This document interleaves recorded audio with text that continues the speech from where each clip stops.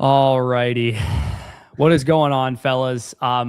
Contrary to popular belief, we were not arguing about anything. What was holding up the stream from starting was that I was doing a trade in one of our Dynasty leagues. And the reason I was doing said trade is going to be apparent in tomorrow's video. Couple months ago, I think early April, I did a video called like how to make better dynasty trades. And I went through a couple tips. I tried to fix a couple of my rosters. I basically am doing that again in tomorrow's video. And I recorded it, I believe, on Wednesday. And throughout the latter portion of this week, Wednesday, Thursday, and Friday, I've been kind of working the phones and talking through some of the offers that I sent out in that video. And I don't actually think a single offer that I sent out in the video got accepted verbatim. I think every offer that I've gotten accepted, I think 4 or 5 trades accepted over the last couple of days, have just been a spin-off of the original offer that I sent, which is such a classic. You send somebody out an offer, you go, hey, what do you think of this? I think your team could be rebuilding. You want to make a move? And they tell you they're not rebuilding, and then you end up doing something completely different, or they tell you they don't like a certain player that you sent them. That's essentially the goal of the video. But the trade that I made this morning was on a contending team. I traded my 27 and 28 first, which both project to be mid to late because I'm the all-time winningest team in the league. I'm a top 3 to 4 contender this year yet again, plus Garrett Wilson. So Garrett plus 2 firsts the next 2 years in exchange for Amari Hampton and Jalen Waddle was the trade that I did with Sharkbait. So very interesting thing there. Quick reminder here. We don't have a ton of teams to break down. So for those of you guys that want potentially free trade questions, free team review vouchers, I would like you to put a hurt on the like button because there's a good chance you might get some free advice here if you do. And of course, if you guys do submit a team throughout the stream, we will cover it for you. All the links for that are in the live chat. And because we don't have a ton of people to cover today, we'll probably cover it for you in the next 30 to 40 minutes as well, let alone today. I believe there's 5 total reviews and 3 DD 2.0s, if I'm not mistaken. Yep. Yeah, that's exactly what we're looking at here. So we're going to by the way, real quick, if you guys were on last week's stream, like you were waiting upon a 2.0, all of those should have been sent out. So check your Flock DMs. You'll get access to both the file. I linked it as well in a message, as well as a link to the Google Drive if you want to download it. For sure. So let's go through the super messages and trades first, and then we will go through the team reviews that we have. Yep. And again, like I said, anybody who submits a team review today, we'll have that covered for them.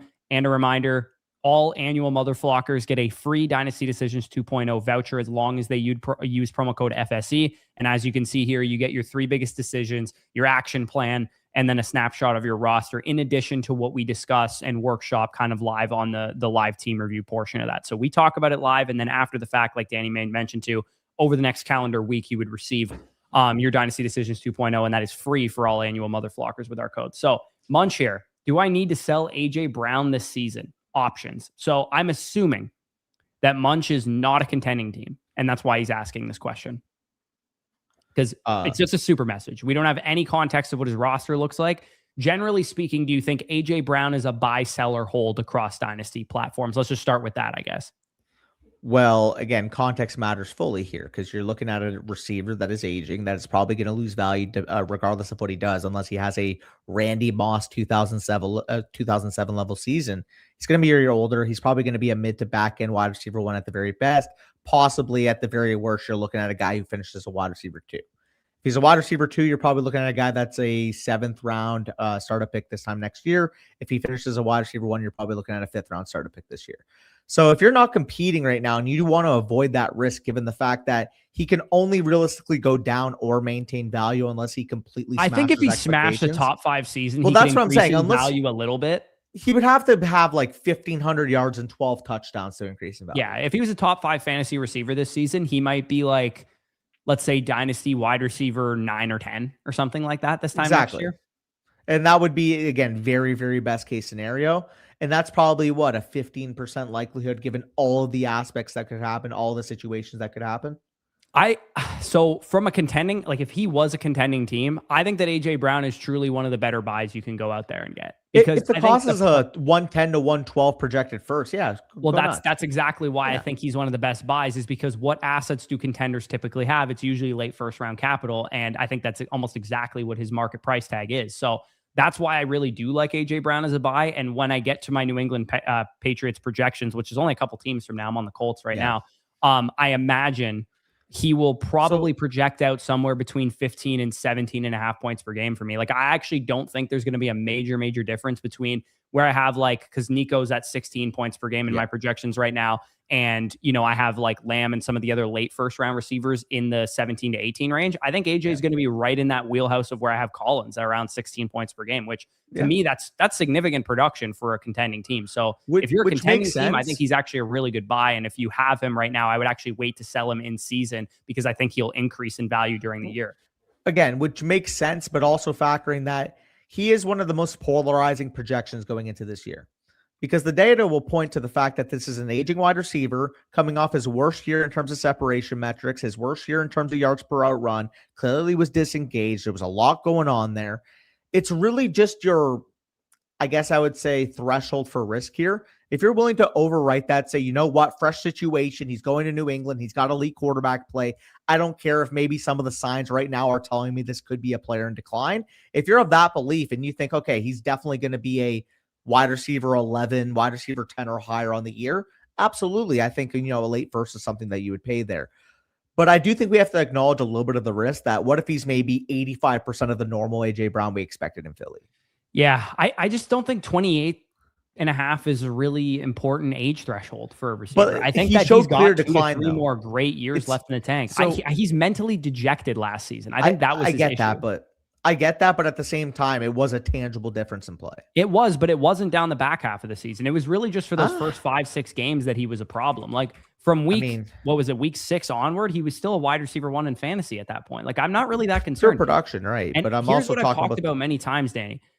The AJ Brown has never, except for that one season in Philadelphia, been on a team that is a pass-heavy offense. And I expect the Patriots to be a pass-heavy offense because they pretty much always are with Josh McDaniels. So for me, I'm just like, dog, like AJ's ceiling is high. It's very, very high. But even he's if volatile. he is slightly 10-15% worse than he was in his prime, quote unquote, when he first got to Philadelphia, I think we're talking about a 1,400-yard, 10-touchdown receiver, no questions asked, if things go right for him. Obviously, like you said, he could finish wide receiver 23 if things go poorly, but I'm expecting things to go pretty well because I like what New England's done around him. I like Romeo Doubs as a good compliment. Hunter Henry's going to move the chains here and there. Stevenson and Henderson, a good backfield tandem. Even though the Patriots have a harder schedule this year, I think that the offense is going to be marketably better in terms of moving the ball and scoring points.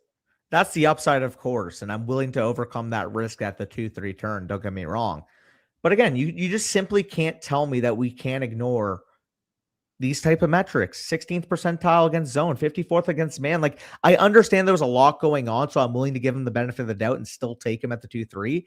But at the same time, if we value him maybe in terms of the point per game equity as a mid-second type price, I would need that discount. I would need to get him at 24, 25 overall to feel comfortable because realistically, we have seen the cases where we're hyped about the new situation. We're hyped about an older wide receiver that showed clearly evident downfall. And it hasn't worked out. Call him an older receiver. That's the part that I disagree with. 28.5 is not old. I mean, but at the same time, it's older when you already show some level of decline. It's not, though. It's not the same as a 31-year-old receiver doing this. Sure, it's not the same as a 31-year-old receiver, but at the same time, this is a guy that was repeatedly in the 90th plus percentile separation.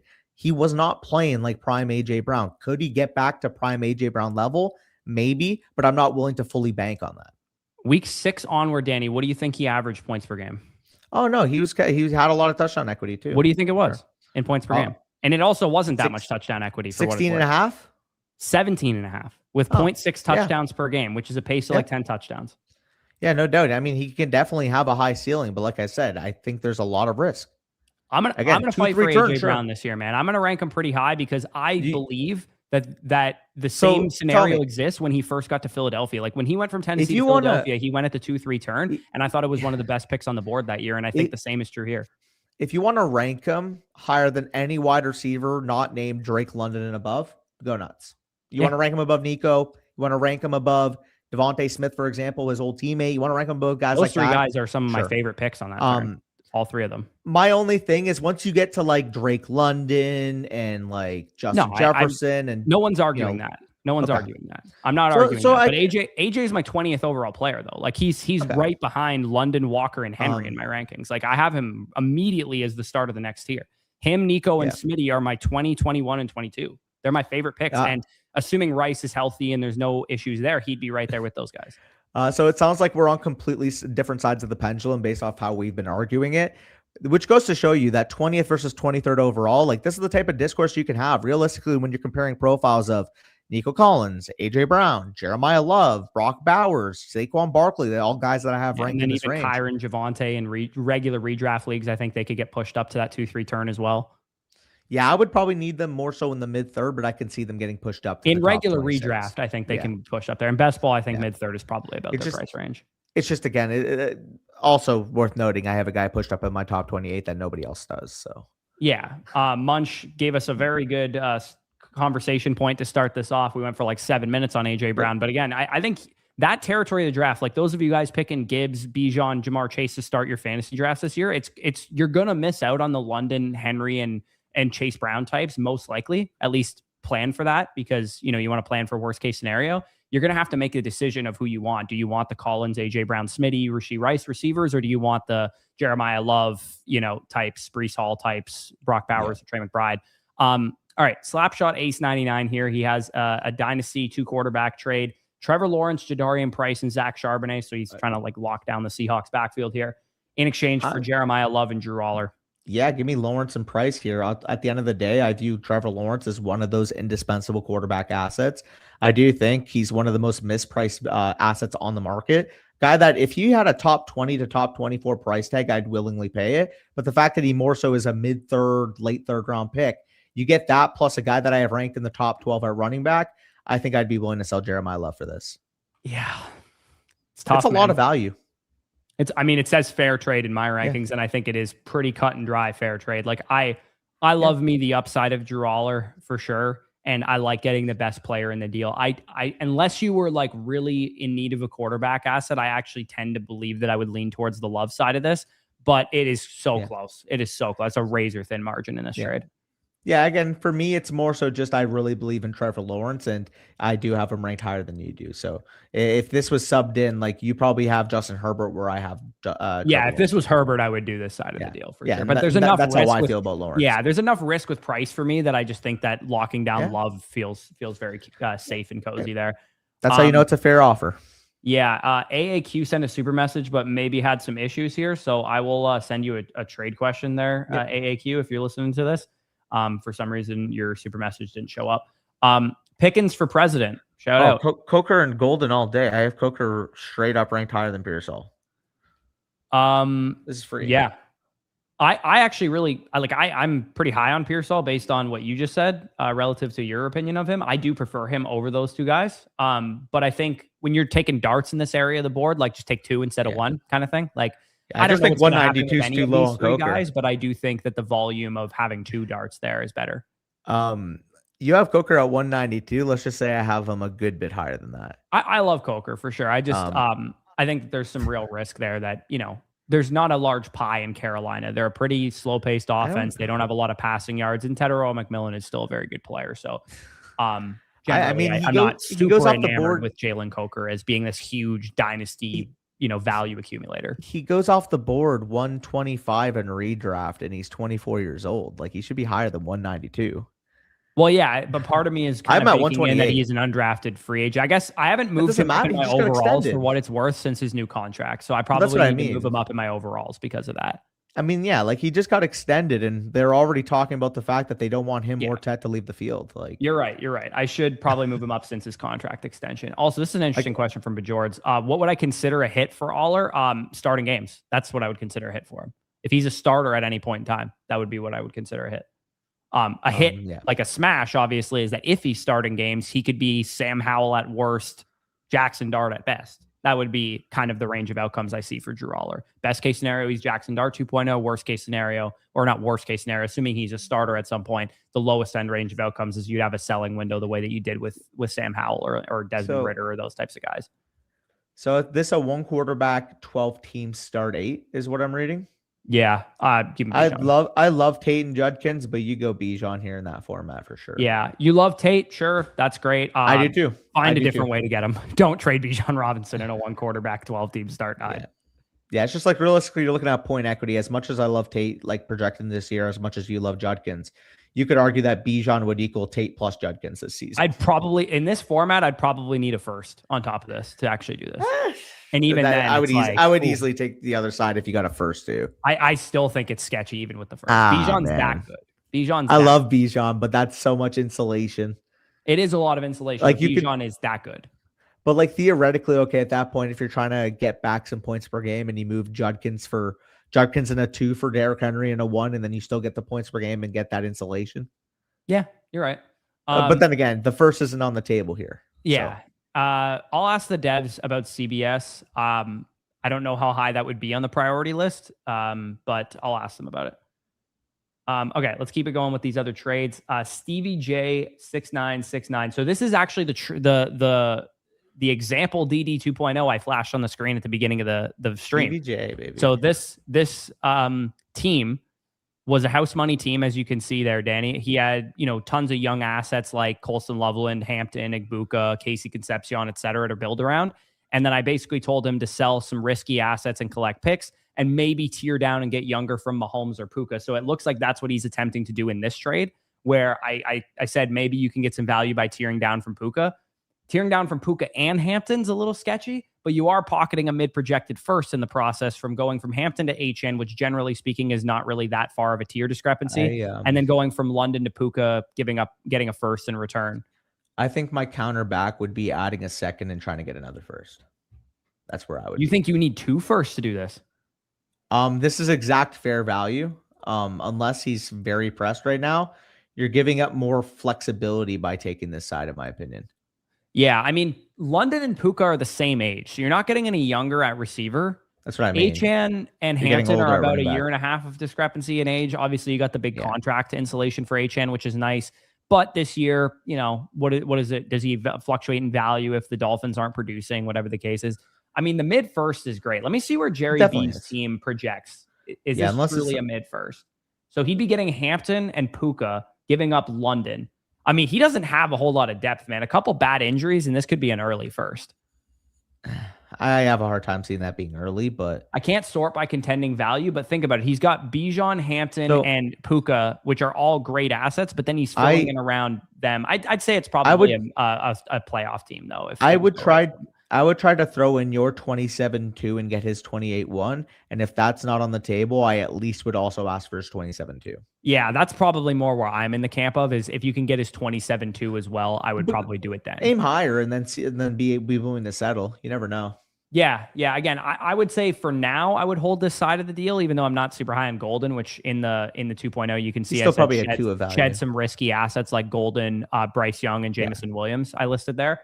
But yeah, I think generally speaking, I would probably want slightly more to make this move, just because London and HN present a little bit of risk there. You mentioned early to mid 2 as the value you'd want for Golden. So if we subbed in Golden for early to mid 2 here, do you think the transition from an early to mid 2 to a mid first is enough to down tier both of your players? Because I don't think it is. No, probably not. So I would need, again, like a 2 to a 1, or at the very minimum, consider this. Instead of Golden, if this had Jameson Williams on it and you got a 28-1 on top of it, would you do it then? Absolutely. Oh, yeah. Absolutely. So you take Golden out, you put JMO on here, and then it's a 27-1 and 28-1 for in London and HN. I would throw JMO on top of that if you can get. I would throw JMO on top of that if you can get an extra one. Like realistically, yeah. I mean, I actually really like JMO in Dynasty. I think he's actually a sneaky, especially in like full PPR start 11 type leagues. I think JMO is actually one of the better every week flexes you can have, just because of what he represents from a ceiling week perspective. He can give you those big time, spike weeks. And we know the contingent value he holds based on what we saw down the stretch last year when St. Brown was banged up and Laporta was out. So yeah, interesting trades for sure. I'll just refresh, see if we have other trades, and we do. From Ramzik, he said, not going to lie, this still may not get it done. So Harold Fannin, I believe this is hilarious. I think I did in my example. This is also a team that I covered for a DD 2.0. And as you can see here, decision exact offer. Try and convince Sugan D's to rebuild. This is not the same team, but essentially I said the bottom point. Oh yeah, decision number 3: pivot, tier up from Fannin at tight end. So the exact deal. It's funny that the last 2 trade questions are like kind of moves that I suggested. Throw in a 2 or something. Does he have a 2? I did this exact trade in another league, and I'm totally fine doing this. Yeah, he's asking it. This still might not get it done. If you have to throw in another 2 or something like that, I would too.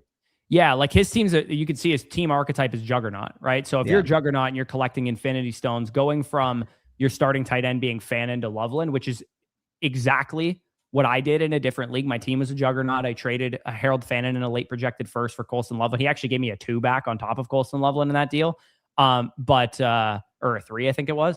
But yeah, getting Fannin, I would be willing to throw in a late projected second as well if I were in your position, just because I do believe Loveland has that much more production upside than Fannin, as much as Fannin had a great rookie year. There's a drumbeat on him, man. He goes like 115, 110 on underdog right now. Yeah, people, I would say golden truthers, there's going to be 1 or 2 in every single dynasty league that you're in, and you should be able to get an early second for him. I would say him and like Xavier Worthy and like guys like that. There's always going to be 109.7 ADP on underdog. Yeah, there's going to be like a biter in every league on a guy like that because, you know, the projections there, the drum beats there. People who are paying attention think that they're getting kind of 1 over on people by buying him for that price. Realistically, I think he is probably worth about an early to mid second too, even as someone who's lower on Golden. So, yeah.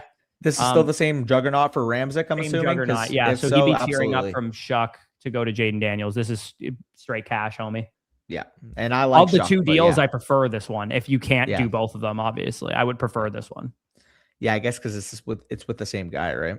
Yeah, and also given his quarterback core, you'd have Jaden Daniels, Jackson Dart, Jordan Love. I think that upgrades your starting lineup more than just playing matchups between Fannin and Pitts would be for Loveland being in there. I think it helps. I guess he would still have more picks though, even if he made he could make both moves theoretically. I mean, but so Sugan D's, I believe it's a 10-team league and he's 9th in the analyzer. So it looks like he's making that deal with avoiding giving up that guy's first and holding his one. Oh yeah. Because you're doing this with Efdo. Yeah. So it's a different guy. You could theoretically do both deals. I would find a way to keep Sugan D's first just because I think his team he's going to try and rebuild it during the season, to be honest with you, based on what I looked at in the 2.0. Also, I'm pretty sure it's a good move. I'm pretty sure it's pronounced Sugan D's. Sugan D's, whatever. Sugan D's is better. AJ says this. He actually said, I sent a trade question that's on the clock in a rookie draft. Any chance you could push it up? So he'd be trading up, presumably from wherever he is. And Stroud. Yeah, he's tearing down. Yeah, to get 103, 104, whatever pick is on the clock right now. Yeah, do this. Yeah, I'm cool with this. I actually really like Bo Nix, and I'm fresh off of doing CJ Stroud's projection this year, and I do actually have a little bit of I would call it a breakout season for CJ Stroud, but it would be the best season since his rookie season in terms of fantasy points per game. And it actually would be the best season of his career in terms of overall touchdowns, yards per attempt, and passing yards. So I do think that the Texans have a pretty cohesive offense this year now, having David Montgomery and having the full stack of receivers that they have. Year 2 of Caley as well. Yeah, year 2 of Caley. Quietly, like their second leading receiver in back-to-back seasons. You know who it's been, Danny? For the Texans? Yeah. Was it not like Christian Kirk or Dalton Schultz? Dalton Schultz has been their second leading receiver in last 2 seasons. Yeah. So the fact that he's now the 5th target in the passing game, like I think that bodes well for the Texans as a team for sure. Because I think Stroud can just sit back and distribute. They've made some additions on the offensive line. They're still probably not going to be a good offensive line. Like PFF has them ranked 24th. ESPN has them ranked 32nd actually. And Pro Football Network has them ranked 26th. So they're probably still not going to be a good offensive line, but I do actually kind of like Stroud as a good tier down option in dynasty leagues right now. If you're going to tier off of like that Bo Nix and Jordan Love territory. Makes sense. Okay. So that was all the trade questions, even with your roster. Yeah. I mean, I didn't actually see your roster, but it's just, it literally said you're robbing them. So I don't really care what your roster is. It's just a good trade. You know what I mean? Yeah. He's probably meaning like his team might be stacked. So like he doesn't care about depth, which whatever. Well, in that case, take CJ Stroud and Mekhi Lemon, turn it right around and go get a better quarterback than Bo Nix. Cause you probably can. Yeah. That's a very good point. So Chef also shout out to Chef. I believe more than anybody so far this last calendar month and a half, nobody's got more team reviews than Chef has. So really appreciate it. Let me pull it up here. It is. Yeah, it's another 2.0. This is his third 2.0 that he's gotten, I'm pretty sure. So 4th, I think. Because he was on last week as well. He was, but I think his was just a live DD last time. Oh, maybe. Well, I think we've done 3 for him already, but you can let us know if you're here, James. But yeah, anyways, this is the team. went undefeated, won the ship the first year. This is the team right here. And he said, I want to turn this team back into a juggernaut, current strong contender. He traded Marvin for a 28-1 and a 29-2. And he said, will be the 2028 101. Now, listen, you love me. I love me some Marvin Harrison. And it feels like bait that Michael Wilson's in that you traded as well. But giving me the 2028 101, I'm going to take that over Marvin Harrison any day of the week. So that's insane. What? So he just got off the Cardinals experience altogether. Bro, was he dealing with Pretty Richie? Maybe. He also has literally, Danny's, you'll see it in tomorrow's video, but I traded Olave for Jalen Warren in what projects to be the 2028 101 in a different league. Michael Wilson for a 2 and a 3. I would definitely do that. Maybe you don't think that's enough. I'm not sure where you at on that. I think that's about equal value. And yeah, he's in the chat. He says you've already done 3. Yes, really appreciate that. Yes, any other moves to make or sit tight? Friend/work league, I can tell. And then he said all the sharp teams, basically, is what he listed the team names there. So Amdekio being a juggernaut. Okay, so it makes sense. He's sharp. I mean, this team's in really good shape. Yeah. Yeah, extra 28-1 as well is insane, especially knowing that's going to be 101. That's another thing too, by the way. That first is projected as the 101. Yeah, so it's this guy's first right here. I don't know why this guy's trading for Marvin Harrison, but what's that going to do for him? Look at him. I mean, by 2028, who knows what David Montgomery, Chu Bobbert, and Jalen Warren are for Dynasty, right? Like he might be. This guy's a pipsqueak. Yeah. He also doesn't have his 27-1 to help replenish the roster as well. And here's M. DeChico definitely has it because he does. Yeah, of course he does. Yeah, I mean, this guy, you know what's fun about players like this is that midway through the season, he'll realize he has to rebuild, and then he'll go get his 27 first back, and he'll trade away all his production so that you have his 28 first, and you'll just get he'll have an even worse production team by the time he's done this season, probably. Yeah, the other guy's towing the line. He definitely doesn't want to give that guy anything back for his first. No, definitely. And you guys should probably both hold strong that you're not giving him shit. Unless he gives you Justin Herbert or some shit. You're not giving him his 28. Until that guy proves he's a competent manager, don't deal with him. Or sorry, I keep dealing with him, but like don't give him his one. I'm starting to I think it's time to sell. Yeah, I love Marv. If people think this of Marv, then you should sell him. Also, is there anything above Juggernaut? Thanos. You can be a Juggernaut to the point that you're so much better than everybody in your league. And for what it's worth, this guy in this league is actually very close to a Thanos, this very first team here. So you in Chef's position here, in James's position, he's going to need to make some moves to make sure he closes the gap between that guy. And what Thanos looks like. Thanos is a team like Fletz and Danny's here and Alcoholics Anonymous, where you have Chase and St. Brown and Neighbors and Bijan and Achan and May and Lamar and shit. Like, this is what a Thanos looks like. Your team is so much better than everybody else's. Yeah, it's a good time for sure. We talked about all those teams. Unfortunately, I don't have one in my portfolio. I have a couple Juggernauts, lots of strong contenders. I do not have a Thanos. It's unfortunate. I'm curious how many Jugs I have. I have one Thanos, 1, 2, 3, 4, 5 Juggernauts, and then it's all strong rebuilders, one strong contender, and a couple balanced. Yeah. So here's the obvious piece of advice for James here. There's an obvious weakness on your team. Jatavian Sanders is your tight end 1 right now. So you're in a position, James, where you're going to have to find a tight end because you are clearly the second best production team in the league. And like you said, you won the league last year. So I would be going after my favorite, like buy low tight ends and getting a guy that's going to be locked down for multiple years. But the other thing that you can do with a team like this too is just buy a productive tight end because you are going to be a productive team. You could take a very low end asset, go get Travis Kelce or Mark Andrews or something like that. If you were worst case scenario screwed at tight end, sort by contender. Go to the bottom. Now let's go tight end shopping here. This guy's got nothing you probably want. Maybe Papa Bear. This guy thinks he's actually competing. He probably won't trade you anybody. Kyle Pitts. Pitts would make a ton of sense. Maybe you London as well, so he might be more incentivized to get rid of Pitts as well. Could you give this guy his second back plus maybe another piece for Pitts? Maybe, yeah. I mean, you have was he one of the sharp teams? Yeah, he was. He's one of the sharp teams. So he might not do that, but if you gave him a 2 and Pitts is probably worth 2 2s reasonably. He's not worth a first, I wouldn't say, but he's probably I would offer a 2 and a 3. Yeah. A 2 27, and a 3. 2 and 3. See if that gets him intrigued. If he doesn't want to do that, what about G Morales? Fair. Was G Morales one of the sharps? Could go No. Goddard or Barner for a cheap option if you wanted. I mean, I'd be fine getting Ferguson for basically nothing, to be honest, because I don't think Ferguson's going to cost you a ton. I'd be fine sending Nate? this guy's 2 for Ferguson, even if it's an early to mid 2. I'd pay that for Ferguson. I know you wouldn't because you're lower on Ferguson, but I would pay that. So go also to just sort by tight end rankings and go to the top teams in tight end. Yeah, that's probably go to the top. Idea, Search by purple. This is tight ends. All right, so teams that need or that have good tight end cores. I mean, this guy's Loveland and Schultz Andrews. for free. Yeah, you could probably get Schultz for free for sure. Freiermuth. Andrews would probably not cost you a ton. I'd be fine. Like, if you really wanted to, your team's a strong contender, borderline juggernaut. If you really wanted to sell that guy's projected 2028 101 for Colston Loveland, I'd be fine doing it. I would too. Given the strength of his team. Yeah. Don't give a fuck. I want to find a guy who has 2 really good tight ends that's motivated. Probably the first team. Here it is, yes, right here. Laporta.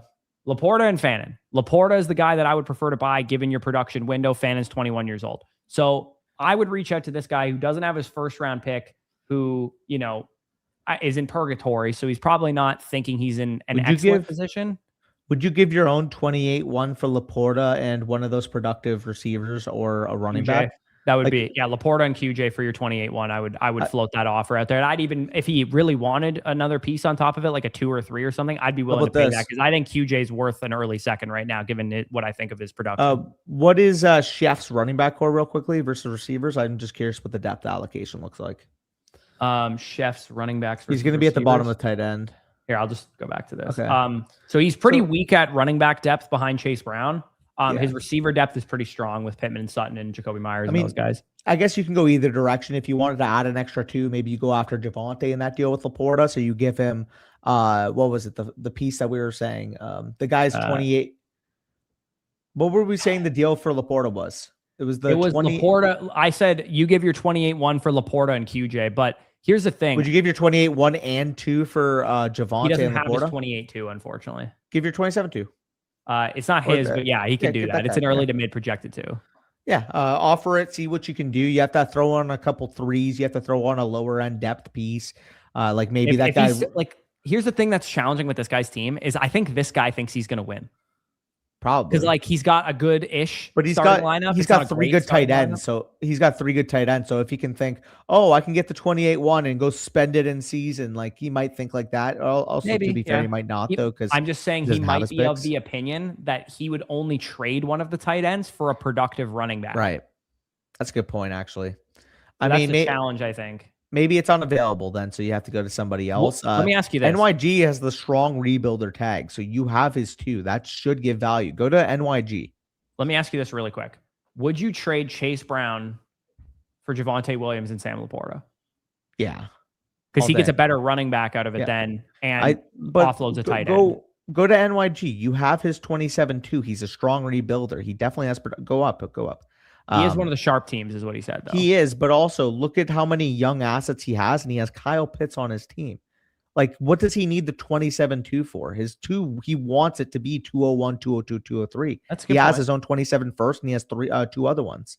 Yeah. So I think you can leverage, say, hey, listen, like, you're trying to tank for the 101. So we both know that this 27-2 probably projects the 201, 202, 203.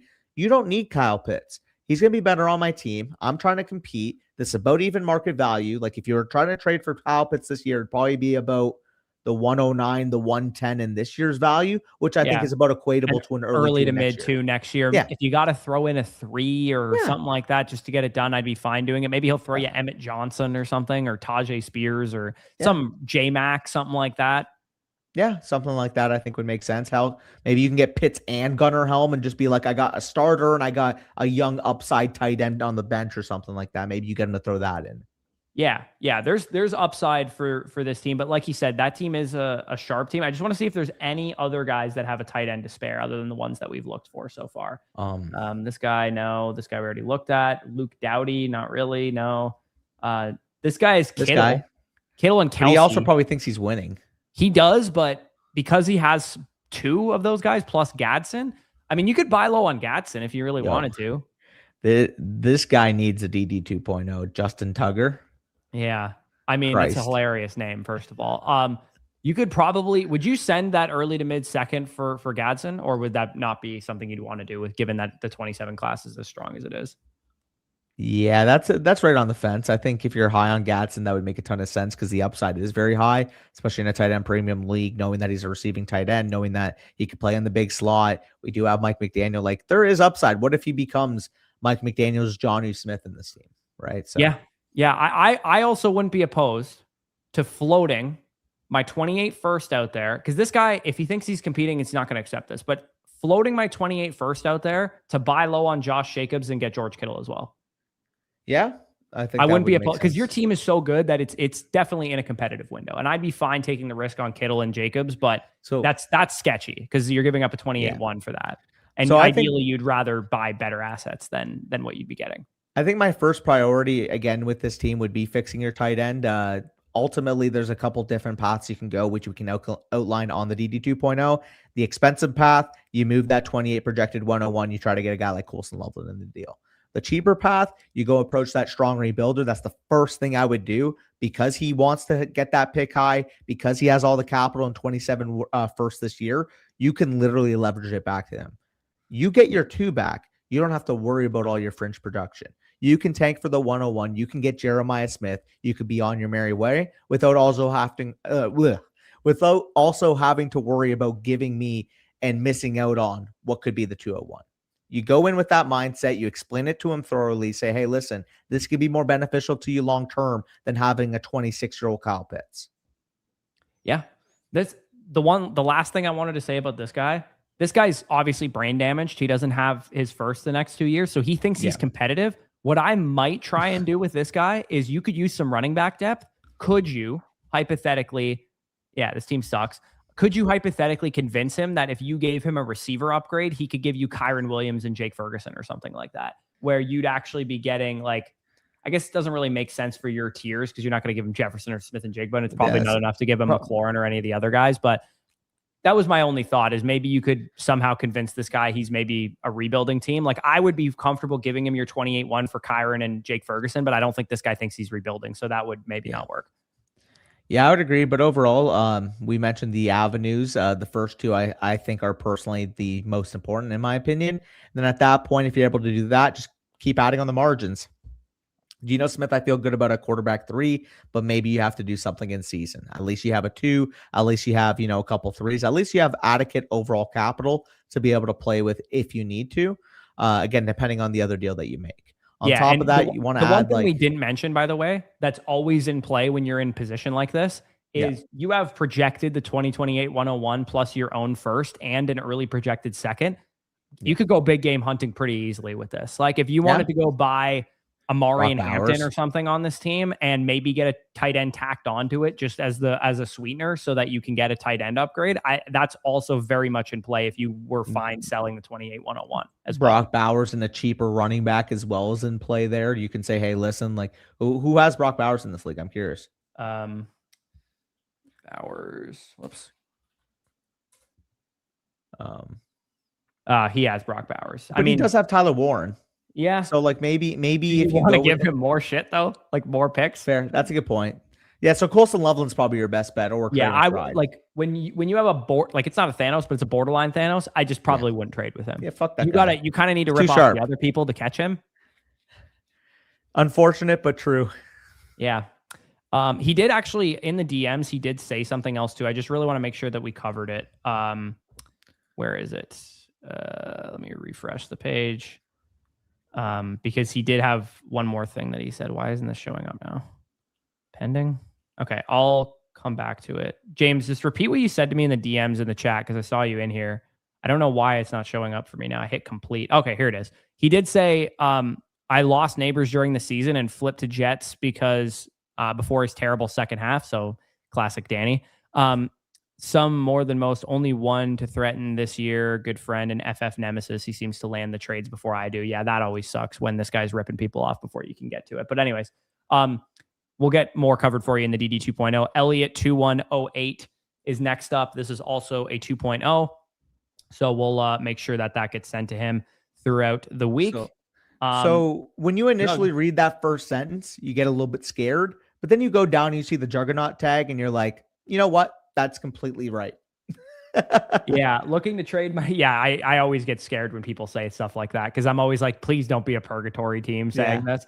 But yeah, also willing to trade someone like Higgins for more starting firepower. So already, Elliot, you're telling me right now that you know exactly what the mission is. Yeah. Because you said I want to trade my picks and I also want to upgrade from Higgins. Like, first of all, Jaden Higgins aligning is your like, winning window. whatever. He's probably not going to do a whole lot for you, but you have the right mindset. Anybody that have really any value on the open market, if you can use them plus picks or whatever the case is to get a better starting asset, that's always going to bode well for you. The other thing I would do, actual starting lineup, it's already pretty set in stone though, for what it's worth.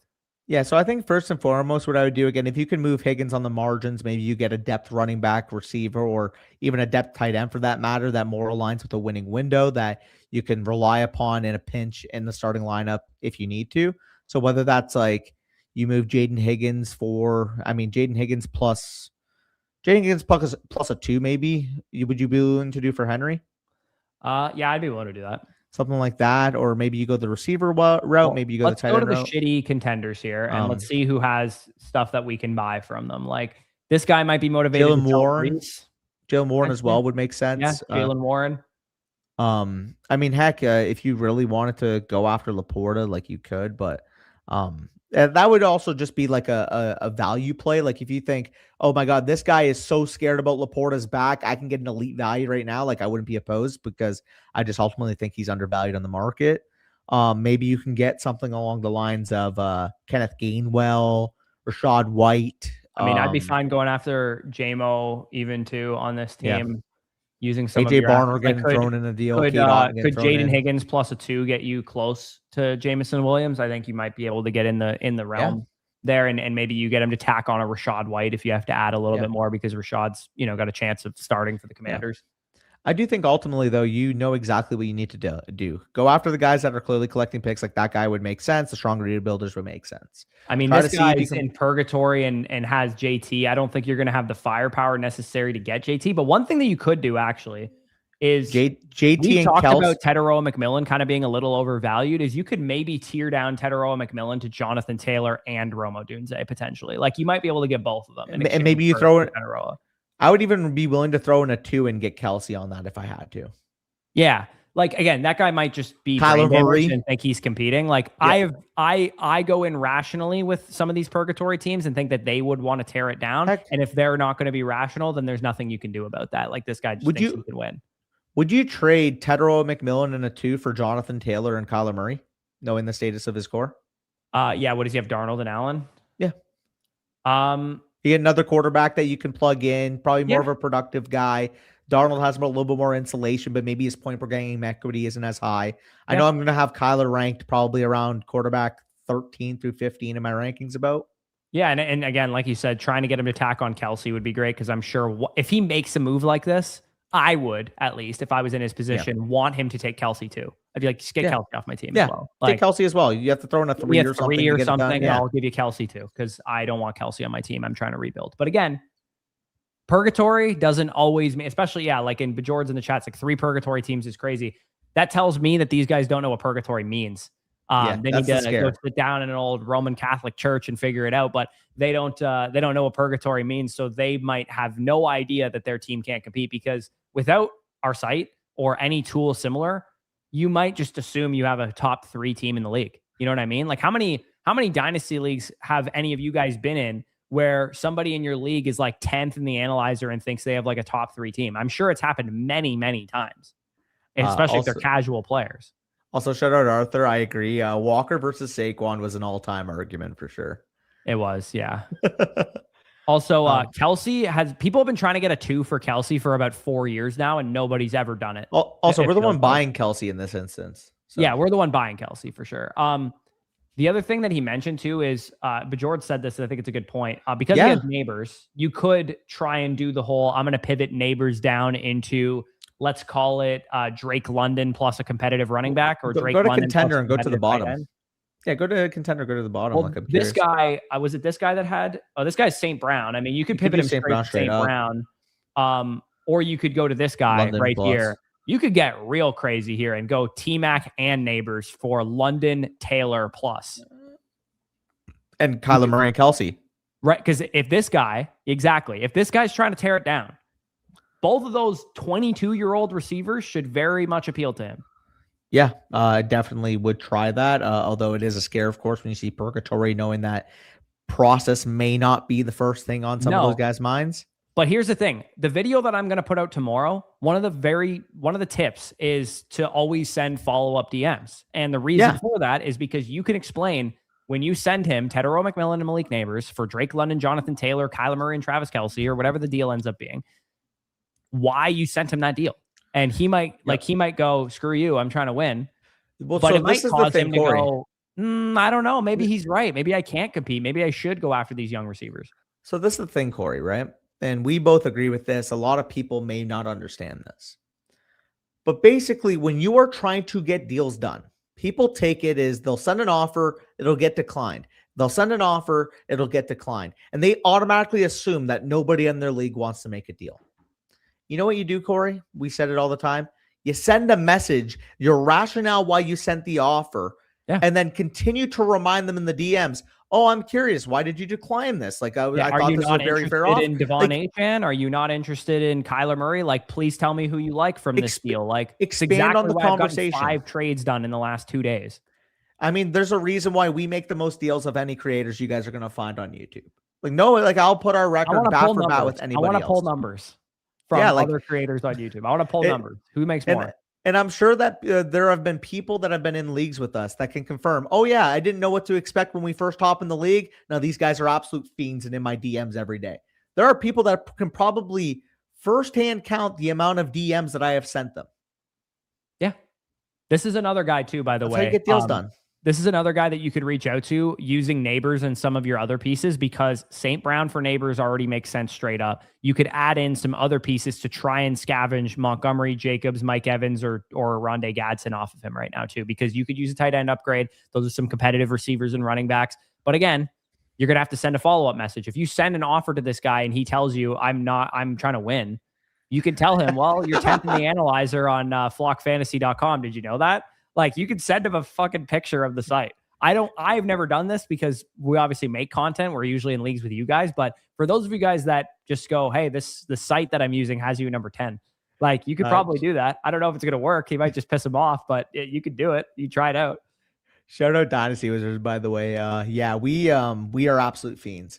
Like, I mean, the prime example, too, is the recent startup we did where me, you, and frickin' YWL are just going bread for bread trying to get pieces off of our team. Yeah, no, like, it's crazy. It's pretty crazy to me, Danny, that I can feel confident that I can record a video on Wednesday and have at least 5 trades to talk about by Saturday when the video is posted. Like, that's pretty crazy. Like, there's people out there in Dynasty leagues that probably haven't made 5 trades in the last 2 years. We're also in like 15 or more, but like still. This is oh shoot, did I share the wrong screen? You might have. I did here.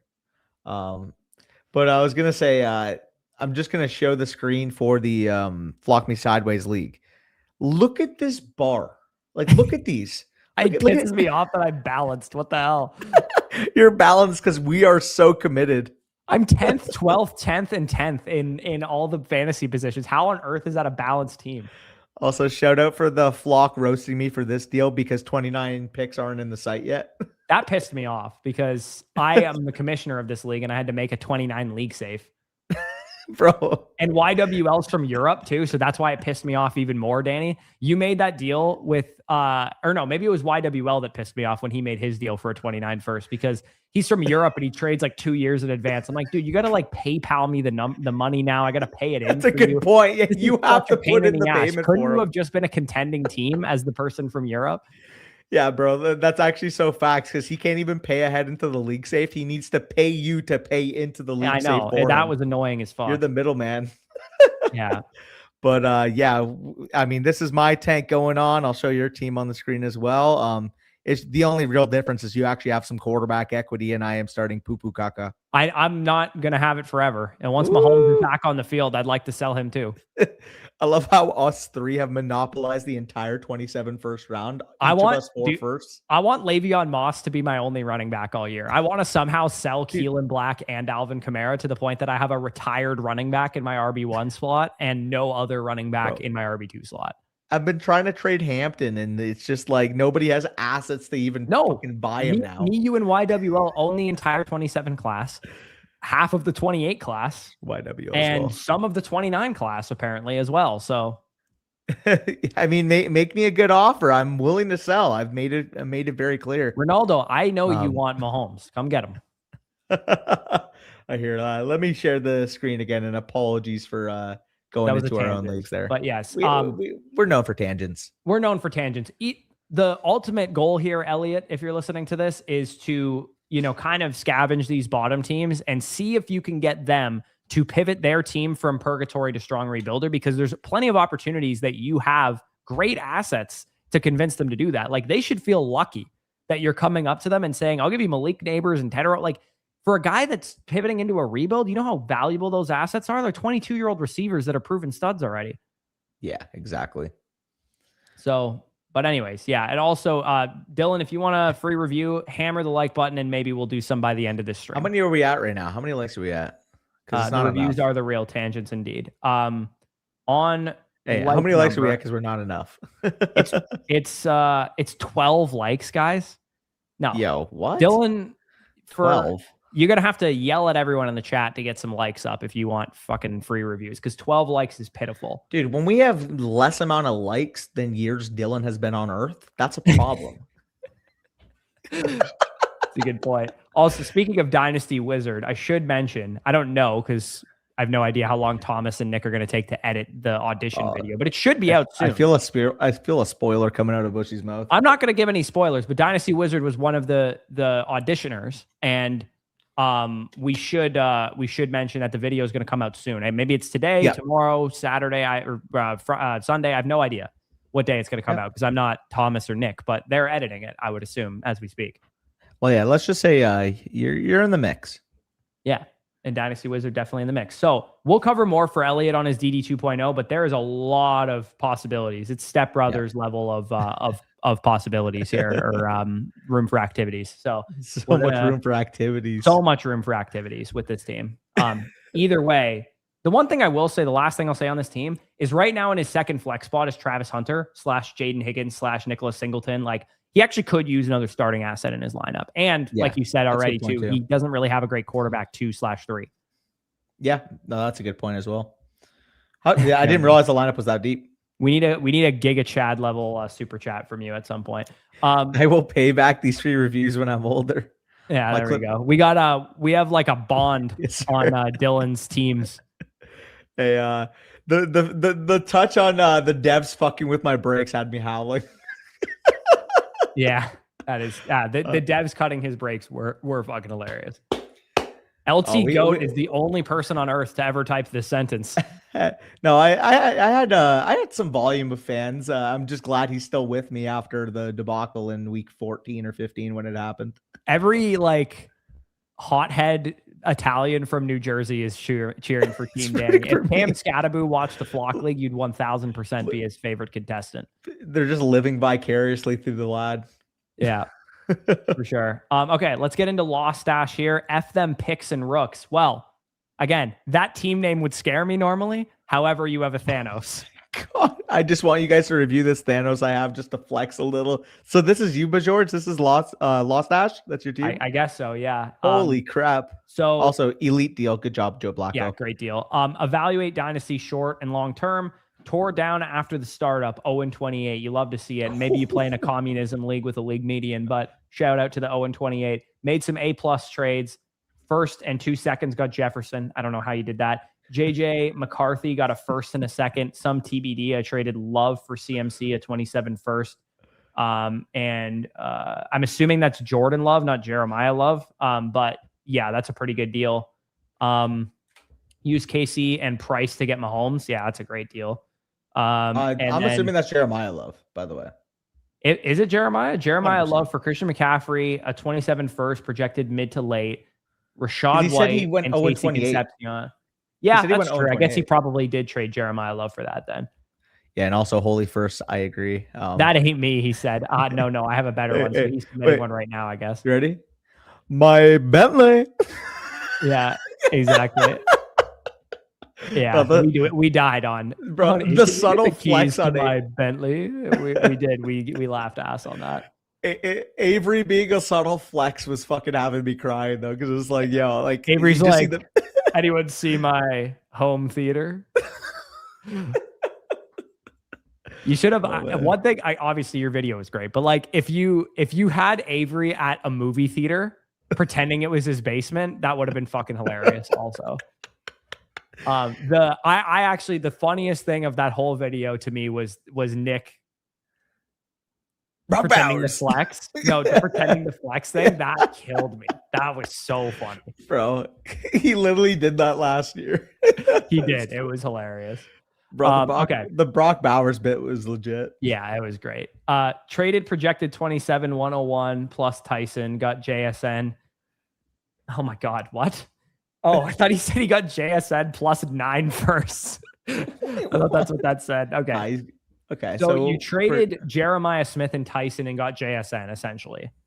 I mean, I see your receiver core, so I understand it, but like projected 101. So where is projected 101? Like how close is that? If that could be like 103, I'd be like, oh, okay, fair enough. I mean, in his position, Danny, he's a Thanos. Who the he's fuck got Christian cares? on his team too. When you have Christian on your team, I'm probably cashing this thing out. Yeah, I mean, just go win. Honestly, that's a very good point. Sure, you could use Jeremiah Smith, but guess what? You got fucking JSN, Malik Neighbors, Justin Jefferson, Rasheed Rice. Like, give me a break. You're good. And just win some money. When you have Christian and Jacobs on your team, I think I'm willing to just take my 27 firsts and look at 2028 I know. as well. Just blow your load. Blow your load. Go find the Bijan manager and offer him an overpay for Bijan. Go find the Gibbs manager. Let's sort by contending who's got the best running back on the shittiest team. Pipsqueak. Okay. I mean, why does the Dallas Cowboys have to be the worst team in the league? Fuck. Because Cowboys fans are notoriously bad at this. I don't know. I got a higher portfolio percentage than you do. You do. But it is funny that it would be a Cowboys fan. Here, let me get this I'm trolling. Sorted properly. Okay. Contending teams with good running backs. This guy is Chase Brown, Jamar Chase. I mean, he's a pretty decent, actually, contender. It's surprising that he's 8th. This guy's Bijan and Jeremiah Love. I mean, you traded him Love already. So maybe he'd be actually more susceptible to going into a rebuild here. How many firsts does it cost you to get Bijan and even Judkins too off of him? But just Bijan alone, I would go after for this guy. Like, he's already kind of committed to the bit. He traded for Jeremiah Love. You could probably get Bijan off of this guy for 3 ones, I would imagine. Give him 1 that projects early to mid, 2 that project mid to late, and you should be able to get Bijan for that. Yeah, I mean, as much as I love JSN, if you told me that deal that you made with Tyson plus the 101 was for Bijan, I would have preferred that, obviously. Yeah, that's a good point because it looks like he had, but regardless, go after him as well. It looks like this guy is susceptible to trading more productive assets away. Infinity Stones. Yeah, go collect Bijan. Now let's go find Gibbs. Who has Gibbs? I mean, sort by running backs. This guy's Chase. Again, this guy's team's actually pretty good. You probably won't be able to get any of these players off of his team. Running backs. Try. I'm sorted by contending. Yeah, just sort by running backs. It'll be easier. Yeah, that's probably true. Okay, let's go by running backs. So this guy's loving Bijan, obviously. Achan, Jonathan Taylor. This guy's contending. Probably the all-in guy. All-in guy. Yeah. I mean, he's got Gibbs. Probably not going to want to rebuild. I mean, you could offer him some of your picks for Gibbs and Henry because you have McCaffrey. You could see if he'd be willing to do that. I doubt he would be because he has. I mean, you probably get his own pick back, I'd imagine.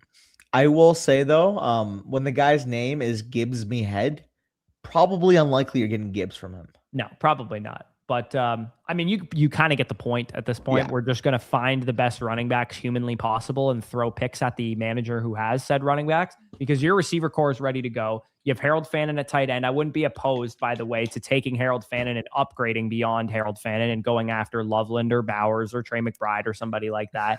Yeah, that is crazy. Dylan, the math's a little off there. Yeah. Let's get some more likes on the stream and we'll maybe need at least 5 more. Need at least 5 more. I would like to give away like 3 free team reviews, but unfortunately, we are still pretty short on the likes on this stream. So we're going to need to get those up a little bit more. Yeah. How about this? Numbers. We give 2 away at 50 likes. We give a third away if we hit 75. We give a 4th away if we hit 100. Yeah. And at 30, we'll give 2 free trade questions away. How about that? So you get something if we get to 30 likes here. Yep. 30, we give 2 trade questions. 50, we give 2 team reviews. At 75, we'll give an additional team review. At 100, obviously, we'd give an additional team review. And we will give the team review to the first person who puts their username in the chat after the 50th like, not like people who put their username in the chat now. So monitor the like button, get your username in there. It says 58 concurrents right now, so we can get to 50 likes. I believe in you guys to use your thumb. Yeah. And of course, anybody who wants to just get a team review, you can obviously purchase one and we'll get to it. So Dylan's eager.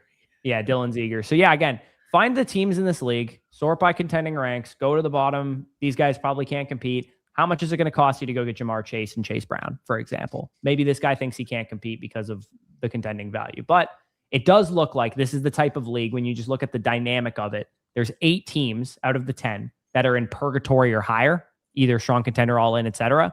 And then there's only 1 team, 2 teams that are strong rebuilders / pipsqueaks. The pipsqueak probably thinks he can compete. He probably thinks he can. I mean, you could pick off a Javonte Williams from him. You could pick off some of his, Bayshell Tootin type assets if you really wanted to. You give him a late projected 28 first for Bayshell Tootin or something like that. Corey, I got Burrow, I got Stafford, I got Javonte. Tootin's going to take a big step. Marv's going to break out. Like, I love my team. Absolute dust. But yeah, this guy is your best bet for sure. I mean, if you really wanted to, and you wanted to just load this guy up with picks, ask for Jeremiah Love back. Go Bijan and Jeremiah Love. I'll give you 7 ones. Yeah, for those 2 guys. Like, I'm fine with that. What's that? Put on the Infinity Stones. Oh, I thought you were trying to finger his ass. You're like just going like this. I'm like, what are you doing? I'm like, are you suggesting he fingered this guy for his assets? Hey, play the soundbite. I mean, you're the one who did the hand motions. You're the one who said it. Double pause. But I mean, anyways, okay, go get your Infinity Stones. What else do we have to say about this? This I don't believe is this is not a 2.0, so we're not going to be sending indeed. We're not going to be sending a 2.0 for this one, but and collect your Infinity Stones and don't do what Danny motioned because I don't watch those movies, so I have no idea. We're gonna get demonetized if you do that. Yeah, don't do that. Anyways, let's keep it rolling here. Nick Alv, this is a 2.0. So Iceman, shout out. Yo, what the fuck? You know what would be a better name than Iceman? That's a little basic. You should just call your team name Shebang. Okay. Rylan. I don't have the gauntlet on me. So I was making a joke because they're like rings, but yeah, I don't know. You needed to just make a fist and then put the gauntlets on. Yeah, I guess would this be better? Yeah, that's better than the fingering of an ass that you did. The fingering of an ass is crazy. Anyways, Iceman, Shebang is what we got for the team here with Caleb Williams, Drake May, Amarian Hampton, Devon Achan, etc. So Shebang should be what your team's actually called. I punted out of the startup 2 years ago, often a very profitable strategy, as we can see here. Finally looking to contend this year while keeping my team's youth. Any moves you suggest, or should I hold pat? I'm assuming is what he meant. Some teams are harder to trade with. Salee and Monkey Business, always doing some monkey business apparently. Tried pivoting Achan into Neighbors, but he wanted Hunter and Downs in addition to that. Yeah, no, I probably wouldn't pay that as well. That's a lot. Yeah, what do you think of? I mean, it looks like what he was trying to do, and I think it's the right decision, is maybe get a tier upgrade at wide receiver. Yeah, I would tend to agree, but also you do have capital to be able to play with as well, which is nice. That's what I would use. I would go Tyson plus a first and see how high I can get a receiver kind of thing. Yeah, can you get Drake London for that? Yeah, London is exactly the name that popped into my head. Sort by contender. Yeah, St. Brown, London, somebody in that regard. This is a 2.0? Tua Lipa is hilarious. His name is Need First, but he doesn't have any. Maybe Daniels from this guy? I mean, you could trade a 1 straight to this guy from Mackay and see if he'd be willing to just punt it into future capital. He probably doesn't want to because he just drafted What are his Mackay. quarterbacks? Garth King is crazy. No. Oh, his quarterbacks. Yeah. He has Caleb. Oh, never mind then. Never mind. Yeah, you good. And QB3, when you have Drake May and Caleb Williams, I'll figure that out if I have to, if I have to start a non-quarterback in my Superflex 1 week because they're on bye, I don't care. Oh, shucks. I need to give up the projected 211 or 212 for Matthew Stafford. Gosh darn it. Yeah. Or for, Geno Smith or Kirk Cousins while he's starting or something. Who cares? Kyron, yeah, these guys are not in possession of some great receivers and running backs, unfortunately. I mean, you could go after Rice. Rice, given the strength of your team, you could take the risk on him. Yeah, I think Rice could make sense. I wouldn't give Tyson in a 1 for him though, but no. I'm saying like you get for Rice, you could give up like. I mean, I'd probably go Downs in a 1 for him. Yeah, Downs in a 1. You could even go with like Odunze in a 2. Maybe like Tootin in a 1 for Rice and Jalen Warren. Yeah, like Tootin in a late 1, sense. Like your 1. I think that would make sense. That would be BB. That would be maybe something. Ranger butt something. Okay, that's crazy. What? That's a double pause as well. What? Kenneth Walker, AJ Brown. Late 1 for AJ. Yeah, Pickens also not a bad anchor, although I don't really want to invest in a guy that I think is at peak value right now. But yeah, I think late 1 for AJ would make some sense given the strength of his team in general. And AJ immediately becomes your most productive receiver and highest upside from a redraft standpoint. So where's Gibbs? Is Gibbs at the bottom? Gibbs? No. The guy who is Gibbs 12. Okay, no. Who's Gibbs? Gibbs must be top 4 then. Yeah, he has CD's Gibbs, which is a balanced team. So I mean, he has Bijan and Gibbs. Yeah, I'm surprised that's not a strong contender, but yeah. How is that not a strong contender? I don't know, but this guy's got a good team. He's going to be in the dance probably in the semifinals. Yeah. So the other option, I mean, this guy is Chase Jefferson, has picks already. This might be your best bet as far as getting an anchor receiver, I think, because if you could hypothetically offer this guy, would you give up, Danny? I would do this in a heartbeat. I'm assuming you would too. Your 2 1s, they're both projecting mid to late given the strength of both teams, plus Tyson for Jamar Chase. Yeah. He might be inclined to do something like that because he already had 3 firsts. Yeah, I would easily do something like that. Like if I was looking to sell Chase, I would think that's a pretty good return. Yeah, what was it again? It was 2 firsts plus what piece? Yeah, I'd do that all day. Yeah. I'd also give a Tyson. I'd also be willing to do Tyson a 1 and 2 for Jefferson. I'd be willing to give Hunter and 2 1s for Jefferson. Yeah. I think something like that would make a ton of sense. Just go and try to get the value that you can realistically. If you can get a hammer at wide receiver, I think that'd make a ton of sense. You have a team that can clearly compete now. If we sort by contention ranking again, or are we already sorted by contention? Yeah, we're already sorted by contention. Okay, so you're the number 4. Yeah, you're number 4 right now. I think it's because it's weighing number 8 at receiver is what's weighing him down. So if he got a Jefferson or a Chase or whatever, he'd be like number 4 at receiver probably. Because you have 2 main hammers there with Amari Hampton and Devon Achane. Realistically, if you can get that wide receiver core up, I think you can get up to the number 2 ranked team in this league in terms of contention. You add a Justin Jefferson, you move up of the value that maybe a Jordan Tyson has in terms of contending. That gets replaced by the guy that's the wide receiver 6 off the board, give or take. You can easily even out with Salahi, although I think long arm is still the favorite. Yeah. Also, we hit 30 likes, so the next 2 people to put their flock username in the chat will get a free trade question. Maybe save it in case you have something. Like, don't just get it and store it. Like, I would like to answer the question today. So if you have a trade that's pressing right now and you want to get it answered, feel free to throw it in the chat there. The flock username that you have, ThinkFastRunFast, first click one on it. So we'll grant him a trade question, and we will next one. Yeah, next one, and we're good. Get on it. Leave your name. ThinkFastRunFast. Still available. Voucher trade question. So Rylan, you have a trade question in your thing there, and then Michael. Michael's the next one. Hopefully that's a code FSE user. D Crockett unfortunately missed the cut here. If this is the right Michael, if not, he would be the guy. I don't see Michael MCN as a flock user under our code. So if you use a different code, we are unable to send you that question. D Crockett. Also, I do not see you as a flock user of code FSE. Let God, also not a code FSE user. So we got a bunch of domain, got a bunch of domain guys in the chat. Is that what's going on right now? Yeah, what's going on, guys? FSE stand up. Come on. If FSE you stand up, whoever's the next code FSE user will get it. Great question. But unfortunately, Michael D. Crockett and Let God, you must have used a different well, Dylan, I mean, you're in the chat. You might as well. Dylan's like, I might as well. Yeah, well, I know you used our code, so. Yeah. All right. Dylan got the other trade question. And dang, it's all good. I have Flock, but never gotten anything from you guys. Yeah, that's obviously Fair enough. It's obviously cool. I'm Domain. I can't lie. Yeah, that no worries. David said he's an FSE user. Well, he didn't put his name in the chat, so we need your username. That's a good point. Username, my man. Unless that's your username. But yeah, we're close to reviews, fellas. We're close to reviews, and again, you need to be code FSE for you to get the review as well. But we are close. And to David's point, like being an FSE user isn't enough. You also have to put in your username in the chat. There you go.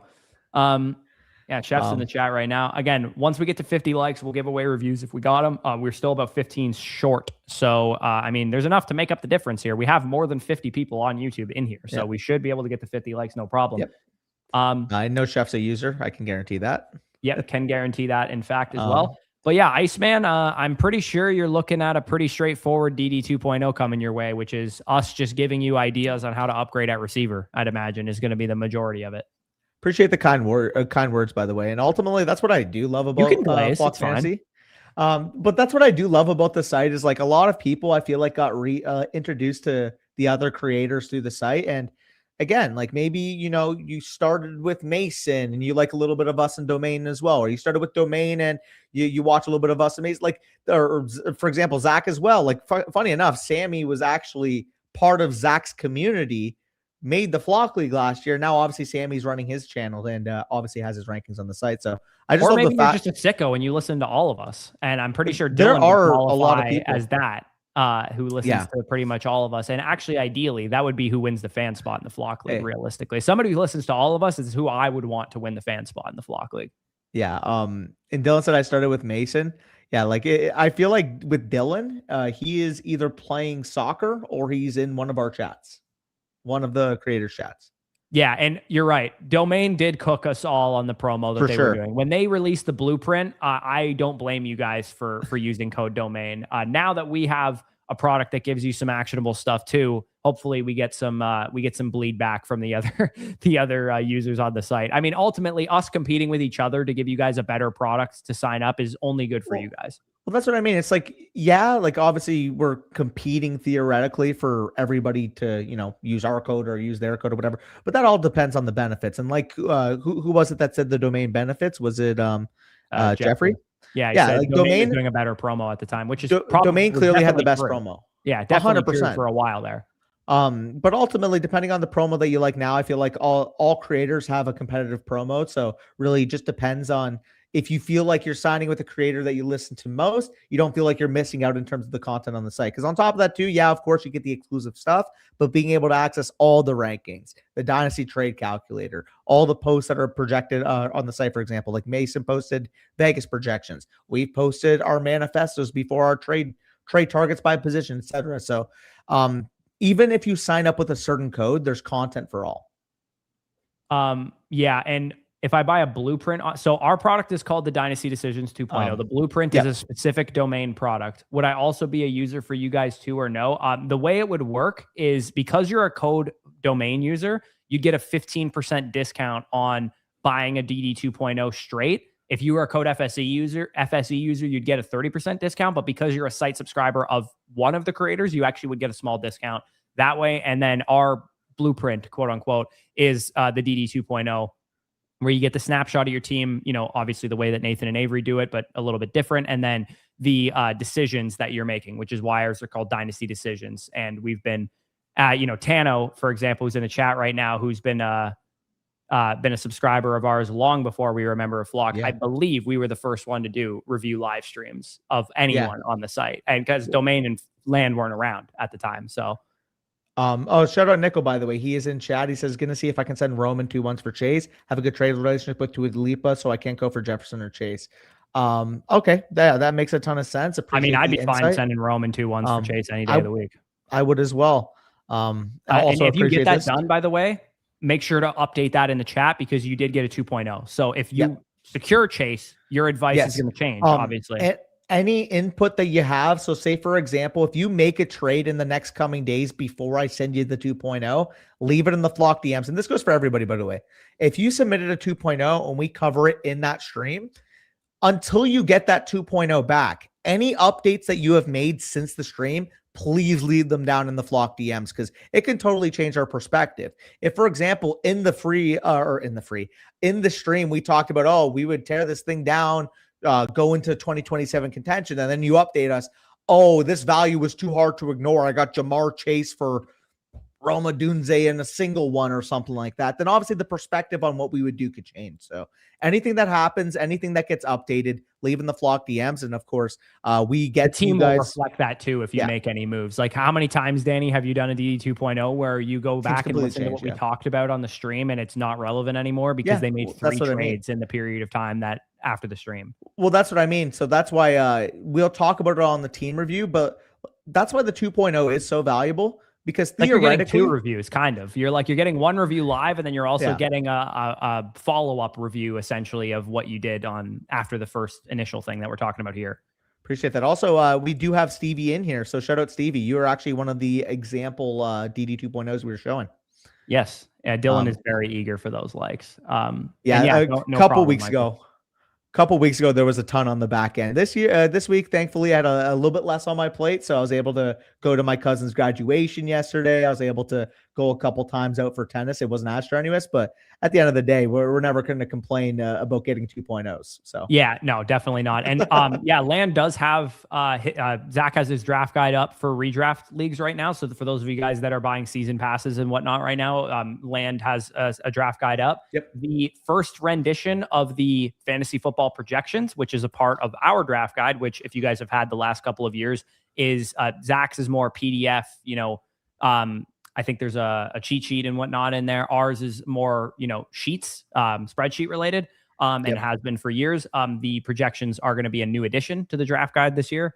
That should be up. I'm hoping, and I'm going to hold myself to this. Everything for the first edition of the Redraft Rankings Manifesto should be live before my wedding. And the reason I want to do that is because I'm going to be off the grid for a couple of weeks, and I will get shot literally if I say I need to update our draft guide on my honeymoon.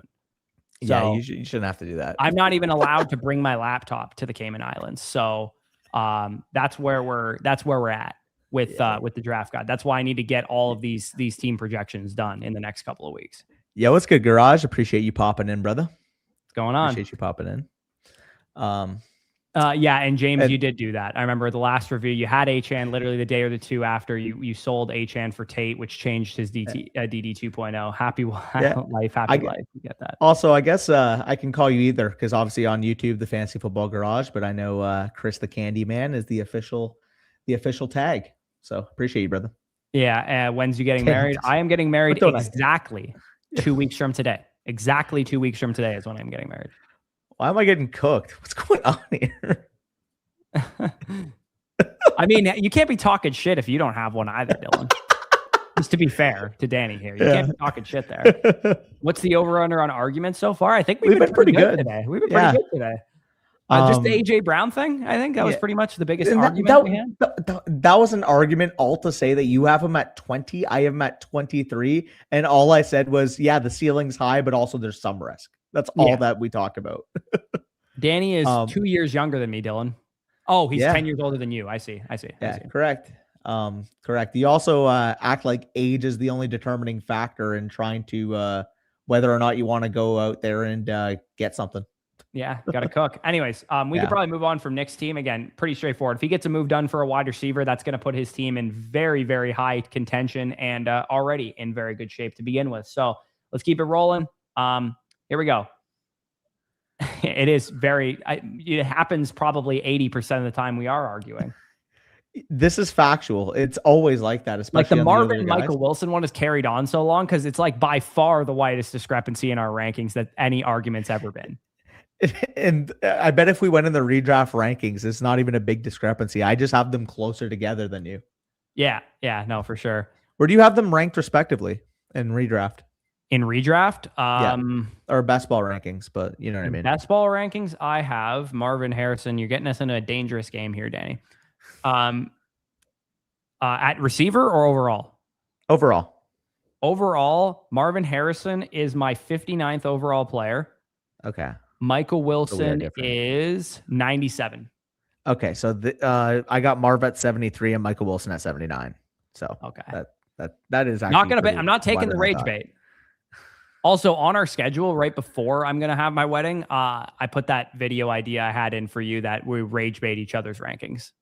We Where should. I say some shit like, how could you possibly have Javonte Williams ranked this high? I'd rather have David Montgomery straight up or something. I wouldn't actually rather have David Yeah. Montgomery, but that's like the idea of the video. So Yeah, it's stuff like which we kind of used to do it with the ADP battles, although like we didn't have to disagree on those. When we did, it was kind of cinema. Was kind of more of an unfiltered idea back then. If we can like exact that idea with the rage bait, like the Stephen A. Smith, Skip Bayless type of line, you know, it's a great idea. And this one is in context of I would rather have this guy later as well, like the rage bait. It's not like, how would you rather have this guy over this guy? They go close in ADP. What this context of this rage bait video is, why do you have Lad McConkey ranked at 37? I'd rather have Quentin Johnston in round 9 or something like that. Yeah, no, literally. Yeah, I'm trying to find Skip Bayless had some crazy ones, some elite all-timers after Victor Wembanyama lost the finals. Yeah. Also, the league winning videos, Dylan, those will be after I get back from my honeymoon. Those will be in mid-July, probably is when the quarterback and tight end ones will come out. Yeah, so this is the quote, by the way. Skip Bayless, after Victor Wembanyama lost in the finals to the Knicks, called him Victim Wembanyama. Victim? Victim Wembanyama. Dict? Victim. Like victim. Oh, Victim Wembanyama. Victim Wembanyama. That's great. That's great. I will say we are 4 likes short of 50 right now. So yeah, better in best ball, Mr. Flournoy. Whoever, once we get to 50 likes, fellas, whoever puts in the chat their username with an FSC tag first will get 2 free team reviews. We are 3 likes short now, but we will not be scrolling back up. So whenever we hit 50 and then you go username, that's when that's who will get it first. So let's roll on Tano's review here. Actually, let's go to let's go to our case thing here. Go ahead. I mean, as long as we get the proper prime minister in the next term, we're all fine.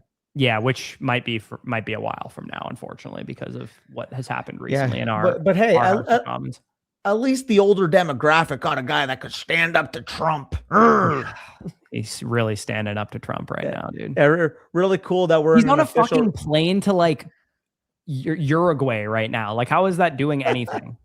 Hey, really cool that we're in an economic recession, but he stood up to Trump. No, Danny. It's not an economic recession because it's only a technical economic recession because, you know, it's just a technicality, even though no other G7 country is in an economic recession. Yeah, it's just a technicality. We're fine. Anyways, we'll keep going here.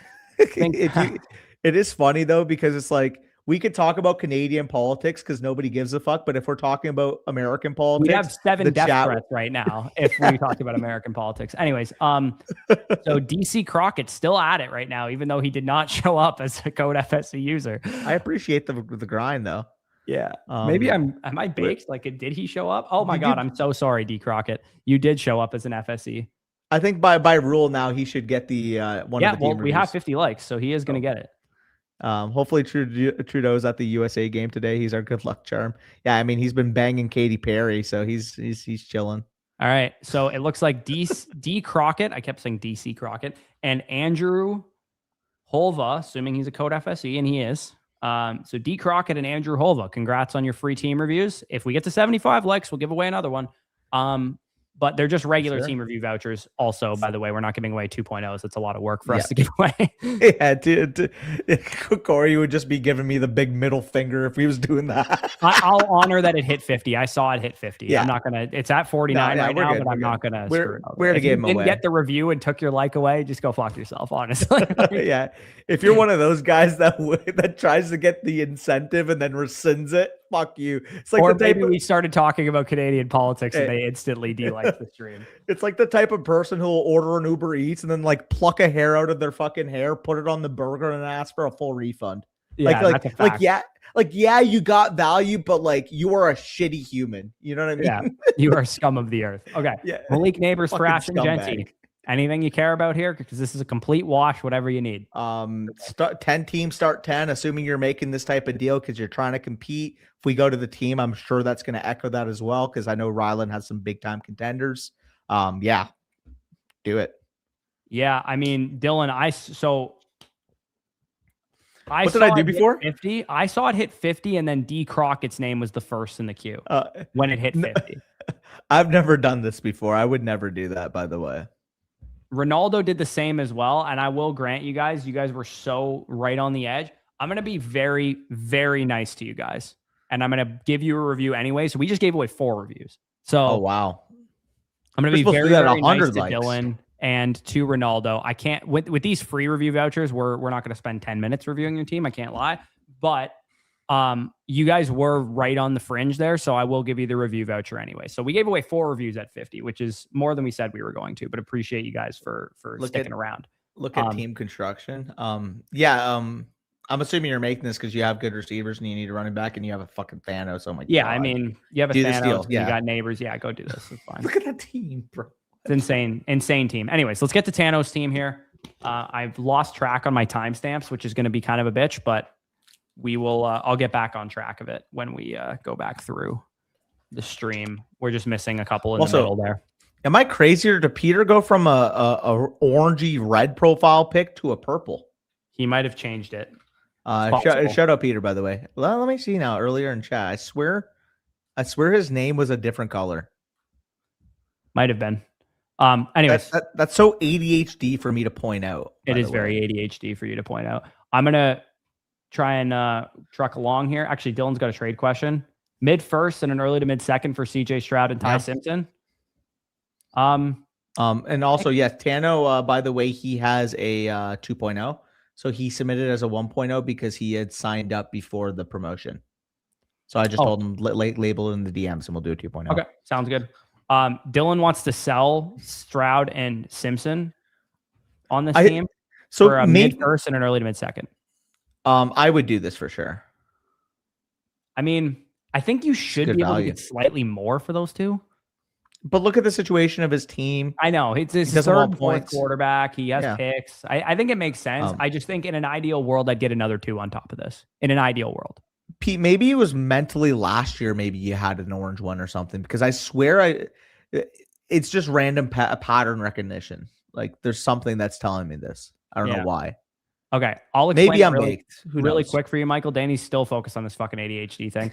I'll explain this for you really quick. A live DD is what we're doing now. We're talking about the team. We're saying what moves you should make. The DD 2.0 is done by one of us independently after the stream is over. A large portion of it will overlap.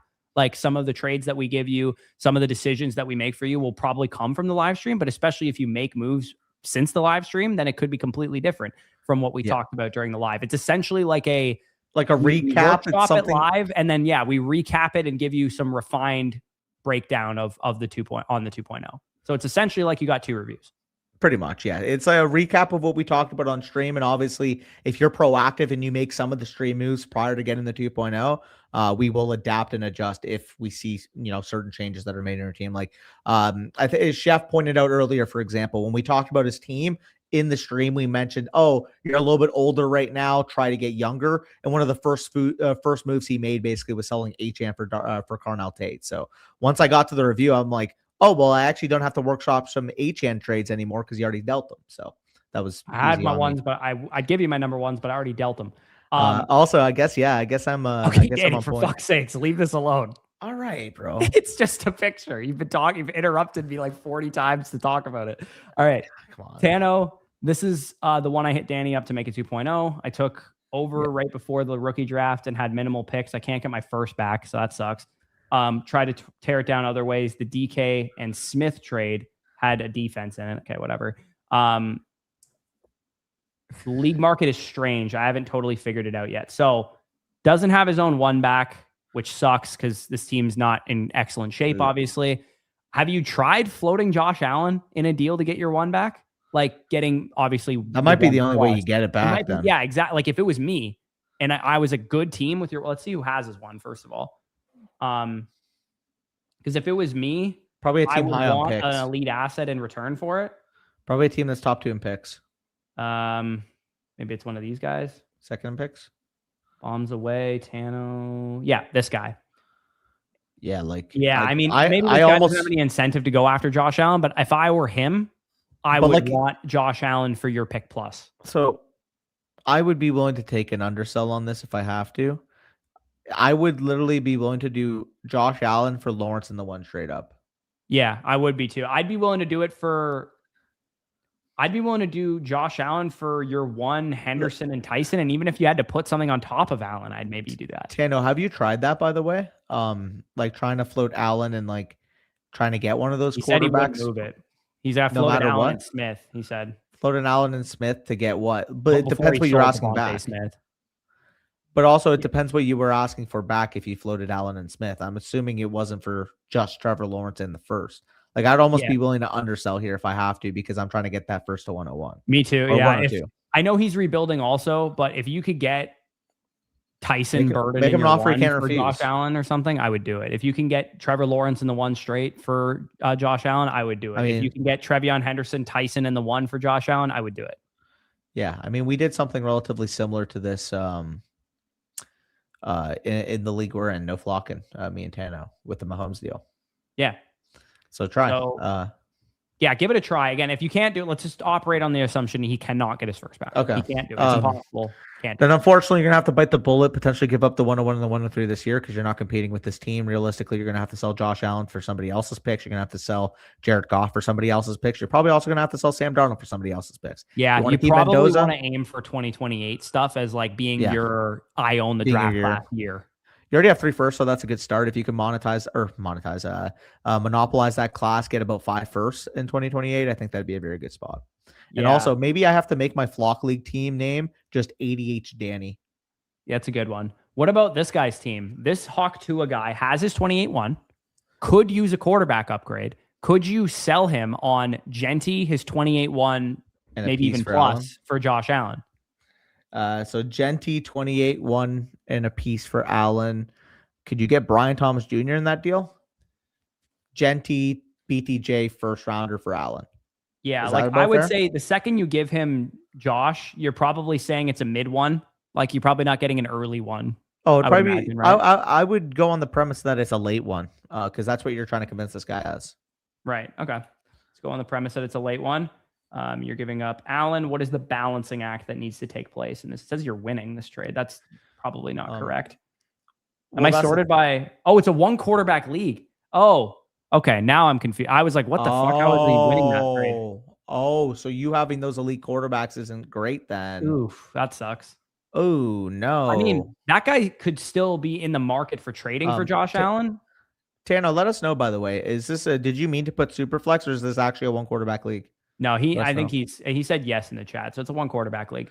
If this guy was willing to, I've been trying to move. Yeah, if you're this guy not was going to willing to trade for Allen anyways, maybe you could like in overall startup value, like Achane and Allen are probably relatively similar. Like you could try and still move him. It just might be hard to get anything other than picks and underselling an elite asset. Now it makes way more sense why he's not giving your 1 back. Yeah, that does make sense. The Orton drafting a ton of defense and quarterbacks. Yikes. Maybe he thought it was also 1 quarterback. Also, I guess he took over the orphan. He got it for free to make sense. I do want to highlight this. Corey, what makes our channel different, I would say, is like, what do we do different compared to others, in your opinion? We recap our L's pretty often. So the reason why, because he says, how do you feel about fantasy experts who give their opinion to the masses as absolute fact? If you can't make a probable case for both sides of a player, you're not actually analyzing the player. And I think that's what we do well. We give the pros, we give the cons, but ultimately when we go over our rankings, why do you think even if we disagree so heavily on a certain player that there's only a 3-spot discrepancy or only a 4-spot discrepancy? Because one of us is factoring in the floor case more than the ceiling case reasonably is probably what's happening. But we can both outline the floor and the ceiling. And then depending on where we align on that is how our take's going to be programmed. If you can't make I love Ashton Genty. If I couldn't make a negative case on Ashton Genty, there would be an issue there. If you couldn't make a negative case on Saquon Barkley, there would be an issue there. Realistically, you should. I can see your positive case on Genty and also inherently view the negative case as the one that I'm more scared of than hopeful for the positive. So that's how I view it is if you can't make a case for both sides, then you're not doing your due diligence and trying to actually understand why the player goes where he does. If you say like point example, I love Travis Hunter. The reason why people are scared of Travis Hunter is because they don't know how many snaps he's going to play. I acknowledge that's the floor. He plays 35% of the offensive routes, and he's maybe in a 7-point per game score. That's in the range of outcomes, absolutely. But given the ceiling outcome for a guy like Travis Hunter, I'm willing to overlook the risk because I think that's baked in his price. You know what I mean? Yeah, exactly. Also, I saw John's question because he mentioned we skipped it. I'm just curious. So if you're top 2 to 3 in every category, you're top 2 to 3 in your running back room with Kyron, Swift, and Rico. I doubt it. He said, but my running back room. Oh, but his running back room. Okay, so it's probably an overall value issue then. Yeah. Of why you'd be labeled as a purgatory team. And also, part of being a purgatory team is the rest of the teams in your league. Like they might be better teams than yours. So it's important to look at your team relative to the rest of the teams in your league, not just your own team. Well, that's the thing. So say you could be like 7th ranked in contention while still having a very strong team because there's 3 juggernauts and there's 3 strong contenders in front of you. And if you're ranked 7th in contention while also not having a ton of pick liquidity, the site will just automatically label you a purgatory. Even if, again, there are a lot of teams that are listed purgatory that are better pure teams than other purgatory teams. But unfortunately, given the state of their dynasty league, given the teams around them, like that has we have to define what purgatory is from a coding angle on the site as well. So there has to be a formula to create a purgatory team. That's exactly the other part Corey. of it. If there's 3 pipsqueaks in the league, it's probably more likely that a better team's going to be listed as purgatory because there's ultimately teams that profited off of those pipsqueaks. Yeah, exactly. The other thing, speaking of transparency, if you guys are curious, if you're a volume drafter on Underdog, go to bestballmuse.com because you can load your username in and it can tell you exactly how good of a best ball drafter you are. And you could see for myself, for transparency, I advance 95th percentile of people who are volume drafters. I have the 30th out of 615 teams with 400 plus teams drafted. So over the course of BBM 4 to BBM 6, I've max entered the contest every year. Of the people who've basically done that or at least drafted 400 teams in that period, I'm 95th percentile in terms of advance rate, which is a transparency thing that I was willing to show there. Because I was going to say, I'm not quite at 25%. Obviously, that's very impressive. So I can appreciate you for that. But at the same time, you've made the finals. So there's the I have not made the finals despite being a top 5% drafter in advancing teams. Well, that's the thing. So even though you have top 5%, like top 31% still good. Obviously, top 200 of the 615 at this volume. But obviously, this is going to be factoring in as well a good bit. So yeah, this is also only BBM data. I made the finals in the Great Dane last year, but I did not. I've never made it in BBM, which is irritating as fuck considering how many teams I've advanced. I advanced like 32% of my teams last year in BBM. It was like my best year of advancing teams, and I fucking literally couldn't get to the finals. Double wide receiver start is also makes sense. A guy that hates running backs, advancing 7% above the field for other teams that start a double wide receiver. So that's not bad. Yeah, that's not too bad. Now do Spicy's joint account? Might have to actually. Well, the problem is that Spicy's joint account was split between 2 accounts, and he uses them sometimes. Yeah, but even still, we won't have an accurate depiction of exactly what teams we've drafted, but. Even still, 19.2% advance rate, best finish makes me disgusted when I'm looking at it because we know exactly what team that best finish is. Week 16 number. Yeah, we won $1,000, but that was the team that would have won the whole damn contest, as Danny is referring to. For those of you that are unaware, if that team had made it to week 17, it would have taken down $2 million. There's going to be somebody in the chat that goes, no way, you guys didn't. You guys almost won BBM. I have never heard that because we talk about it literally all every the time we do a fucking best ball draft. Well, that's the thing. You're saying they're top 3, no doubt, by your estimation or by the site. Like are you saying by your opinion? 3, no doubt, quarterback, wide receiver, tight end, and picks. Yeah. Then you might just have some god squads in your league. Like there might just be a bunch of really good teams in your league. It's all related to the other teams. It's not just your team that is factored in. Yeah, like are you just making the case? In my opinion, my team's no doubt a top 3 team. If you think that's true, then by all means go try and compete. But it's a poll of like 8 experts on the site. Like it's probably generally going to be decently accurate. Yeah, fun fact actually, you can confirm. Yeah. Give me Jamar no Dunze. All I would say about that is like I'm sure plenty of people have claimed to almost won BBM, but like we actually did. No, we actually win the contest. We scored more points than anybody who got out in week 16. Not just pod luck, it screwed us, but it could have screwed somebody else. No, literally everybody who was out in week 16 or made the final, nobody scored more week 17 points than we did. We physically outscored the team that got first place, for those of you that didn't in week know that. 17. Physically We outscored and the we lineup. only missed the final by a slide 5 by points. Drake May. Yeah. And he was running points. a touchdown in at the end of the Ravens Patriots game and don't remind me. He's a good teammate, so he slid because they secure the win there. But yeah, if he decides to be a selfish asshat and just run that in, we would have won 666,000 each. US, bro. That's like fucking, it would have been 950 grand each Canadian. I mean, after taxes, it's probably 475 grand or something like that, but still. Yeah, still. I mean, I don't own a house right now. Danny would not live with his mom still. I probably would. If you did, I would lose my shit. If we won 400 something grand and you still chose to live with your mom, I'd lose my shit. Well, it's not a financial reason why I live here. I know, but it would still piss me off. Like, I mean, partially it is, maybe but you know what I mean. If you're like, screw it, I'm going to buy a condo and rent it out, then maybe that's fine. But that would still piss me off. Anyways, we got to keep going here. That's some weird shit. What's weird about it, Dylan, that we almost won BBM? No, he's saying that you would still live with your mom is weird. Why not?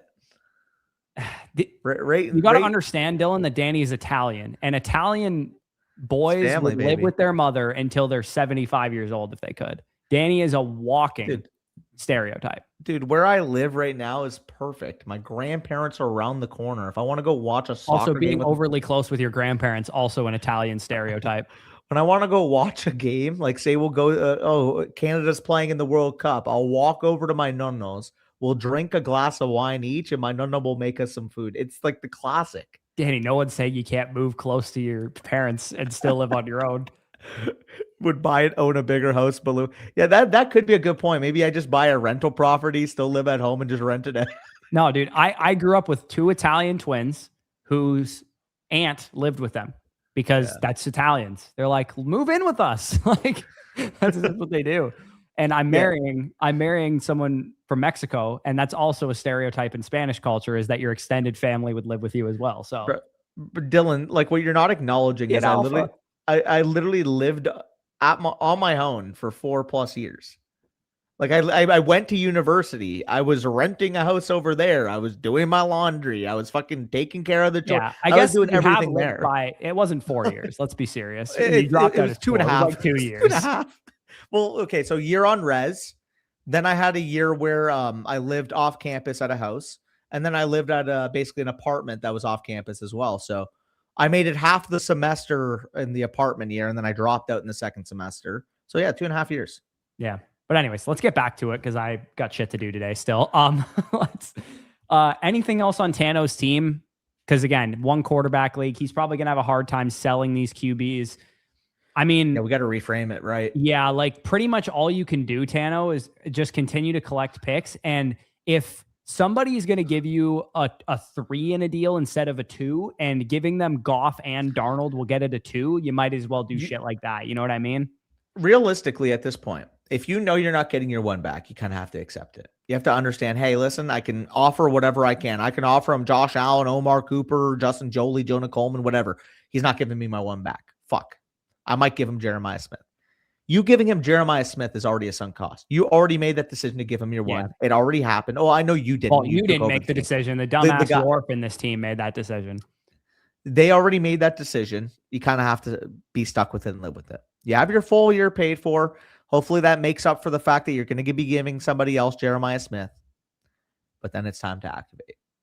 I wouldn't even be opposed to moving the 27 ones if it gets me 28, 1 and 2. If I can monopolize 2028, maybe even you have to do, hey, I will give you both. A free year, he said too in the chat. Like they already paid the buy-in for this year. I'll give you both of these 27 ones, and you give me your 28 1, your 29 1, and your 2s in the next 2 years. Like this is the type of move you have to be making with this type of roster. You're not worried about losing value in terms of, oh shit, I already dealt my 1. It's about how do I make my 28 1 101? How do I make my 29 1 101? Because the only thing to save a team that's ranked 8th in the analyzer is by getting 2 straight years of 101 value. You have to hit on, maybe in 2028, it is Malachi Toney. Maybe in 2029, Savion Hyder becomes the next Bijan. You have to be in the mix for somebody crazy in college football completely blowing up and becoming a can't miss prospect in order to save your team from a value perspective. That's the upside path. Sorry, it's hilarious that we've been streaming for an hour and 45 minutes. We have more reviews right now than we started with. Obviously, some of these are free reviews, so we're gonna skim through those pretty quick. But yeah, I don't have anything else to add. That England-Croatia game, England looked really good. I was watching that with my cousin. I don't have anything else to add to this take other than when you do the 2.0, you're going to break down basically just punting assets into future capital, especially in a one quarterback league. It's going to be hard to rebuild a team like this. Did you watch the Canada-Qatar game by chance? What do you think? I'd assume maybe it was Canada, you would watch it. No. So basically, my cousin was graduating from Mohawk yesterday, so we ended up going to his graduation. And my cousin had the Canada game streaming on her phone, basically. And we were getting like 1 bar connection, so it was like super cloudy and it was lagging. And it skips in play, and the next thing we see is Kone on the ground being stretchered off because the Qatar player kicked him in the back of his leg and he broke his leg. Damn Qataris. It's because Qatar's selling their oil to Russia or whatever and Europe and they're like, Canada's the only one with oil. We need to take out their fucking soccer players. One shin at a time, apparently, just a complete whack. But we got the last laugh 6-0, so we'll take that. We spanked them. So we got the Bush Bowl coming up with the Switzerland Canada. That's fire, bro. I mean, like, because I talked about this to you before we started going live, but so if Switzerland were to get first in the group, they would have to beat Canada. If Canada is to get first in the group, all they need to do is either beat Switzerland or tie them. So if you have 2 paths to potentially finishing first, Canada finishing first, like that is all time there. Like, it is all time. And to be honest, because my family's from Switzerland 5 generations ago, I'm obviously way more Canadian than I am Swiss. However, I think Switzerland has more damage they can do beyond the first. So I'd rather Switzerland win for that reason, but I don't really care, to be honest. It's going to be tough. But if Switzerland was going far, I would watch. Literally, he took Kone's tibia and fibula with 1 kick. That's tough. Them out. Tough one. Not fun. Okay. We need to get back on track. We got way too many reviews, and I got shit to do today for my wedding. Good point. All right, so refreshing the page here. We got Paper.Chaser, we got Crockett, we got a couple of other dudes in the chat here. Paper.Chaser, what's up, fellas? What's going on? This is not a 2.0. Which one's left are 2.0s, by the way? Just Muddy and RK at the very bottom here bought a 2.0 as well. So we got 2 more 2.0s here. RK as in Ryland? Yes, think fast, run fast. Sounds good. What's up, fellas? This is a startup roster from this season. Made a couple trades after the draft for Chase and Pickens, so I don't have my first or second this coming year. I feel good about the squad, but want to level up if possible. I mean, knowing that you were able to get Chase and Pickens and somehow you only just don't have your first and second, how the hell did this you is a team we reviewed, I think. So I'm actually in a league with Crazy Connor, which is funny. We literally said that on the exact last review stream. Oh, okay. So we already said that reviewed exact this sentence. Then, yeah.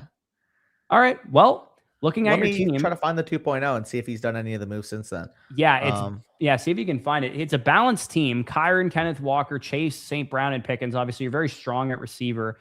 Depth is an issue across the board, like Montgomery, Michael Wilson, Rashad White, etc. Not excellent depth. Sorry, looks like a different team. Yeah, I guess he's just friends with this guy, maybe. Maybe. But Goff and Lamar Jackson as your quarterbacks, Kincaid as your tight end. I mean, out of a startup, being third in the analyzer is nice. I mean, this guy has a better projection because he has Gibbs and Bijan, which is going to be hard to beat. I mean, I can't lie to you. That's scary. How do you get both those guys? I don't know. All he had to do was give up a 27-1. I guess so. Yeah. And I mean, Dak and Daniel Jones is going to suck at quarterback, but he also has McBride. He's got enough depth at receiver to play weeks and matchups there. That's going to be a hard team to beat for sure. In year one of a dynasty startup for sure. But it's a good shell that you have. You have a great receiver core. Those receivers. Yeah. Yeah. You have a great receiver core. Any moves we would like to make. So, I mean, you're already this deep. Would you be of the opinion that selling his 28-1 is a viable move, or would you not want to do that? Let's go take a look. Let's go to contender rankings. And I want to see what the difference between you and the top guys are. So you're number 3, 400. Absolutely. I'd competitive be for 6, 7 guys, give or take, are all in range of winning.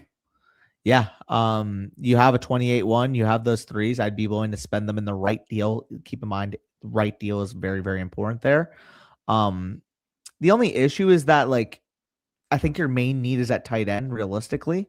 I'm personally fine with Kincaid. I would rather upgrade a wide receiver or running back if I was going to use my pick. Because I think you have ample depth, start but you 10. probably just need a needle mover. To start 10, like Michael Wilson, David Montgomery are every week starters for him. That's why I'd say if I could upgrade, I would want to get a needle moving wide receiver or running back, because I think that's more important than getting Kincaid upgraded. Can a 28-1 and Michael Wilson get you anywhere close to Rashee Rice? Yeah, maybe. Like if we go down to the bottom of contenders, find these rebuilding teams, like I would deal this 28-1 for T. Higgins right now and not think twice about it. I'd be fine doing it. Shout out Keenan, by the way. Yeah, like if you could get T. Higgins and even like somehow get him to throw in Gadsden for your 28-1 and your 27 third or something like that. This guy's a strong rebuilder. And Danny, you and I know this really well. When someone goes strong rebuild out of the startup, they're often more likely to sell for 90 cents on the dollar than other teams are, because they just want to collect as many picks as humanly possible. And this guy already has 4 ones. So you offering him a 28 first and a 27 third for T. Higgins and a Rondé Gadsden is an underpay for those assets, but he might do it because he's just looking to shed points. Hell, fuck. You want to make a big boy offer and get Loveland in. I mean, I would absolutely try. Can you go back up to his team? I'm curious what that would cost. 28-1 would have to be in it. Probably a Michael Wilson type and probably in other pieces. Probably the cost there. I mean, he's not going to want anyone else, though, unless, you know what I mean? Might be challenging. That's why I think he's going to be heavily motivated to move T. Higgins already, which is why I would just go after T. Higgins. Higgins and Gadsden for the 1 and his 3. That's what I suggested. 1 and 3. I'd even be willing to give Wilson that if you have to. Yeah, or both of his 3s if that guy only wants picks. Like I'd imagine this guy that says Oscar Delp, I don't want anything other than picks is probably what he's going to say. You have to throw a guy Oscar Delp or something like that too. I'd be willing to. Young upside, as opposed to, I think on this team realistically you need more proven depth. I mean, this guy has Drake London and Bayshell Tootin and nothing, and then picks. So could you go Bayshell Tootin and Drake London for your 28 first? The problem is you won't have anything that appeals to him. I mean, you could just get one of those guys using Pickens and Kyron in the first for Drake London and Bayshell. I was also just thinking, what about a swap of Pickens and Kyron for Bayshell Tootin and Drake London straight up? I would even do that as well. I mean, you could do that if you just like as an additional deal, guys. Yeah, that's what I mean. As an additional deal. Yeah, I would just say go George Pickens, Michael Wilson, 28 first. Can you get London and Tootin for that? Probably not. You could try throwing your 3s, whatever you got to do. You don't really have anything else that's going to appeal to him. Maybe Surratt, or maybe you have a 29-2 and you can pay into the league safe. You could do that as well. Yeah, I don't know. That's true. Yeah. But obviously we can't really include that in the DD 2.0 because we don't know what access you have to those picks. Maybe you can't even deal picks in 2029 yet. This team I'd also be willing to take risks on as well. And Brooks and Harrison are both good risks to take. Maybe you could trade your 28-1 and both your 3s for both of them.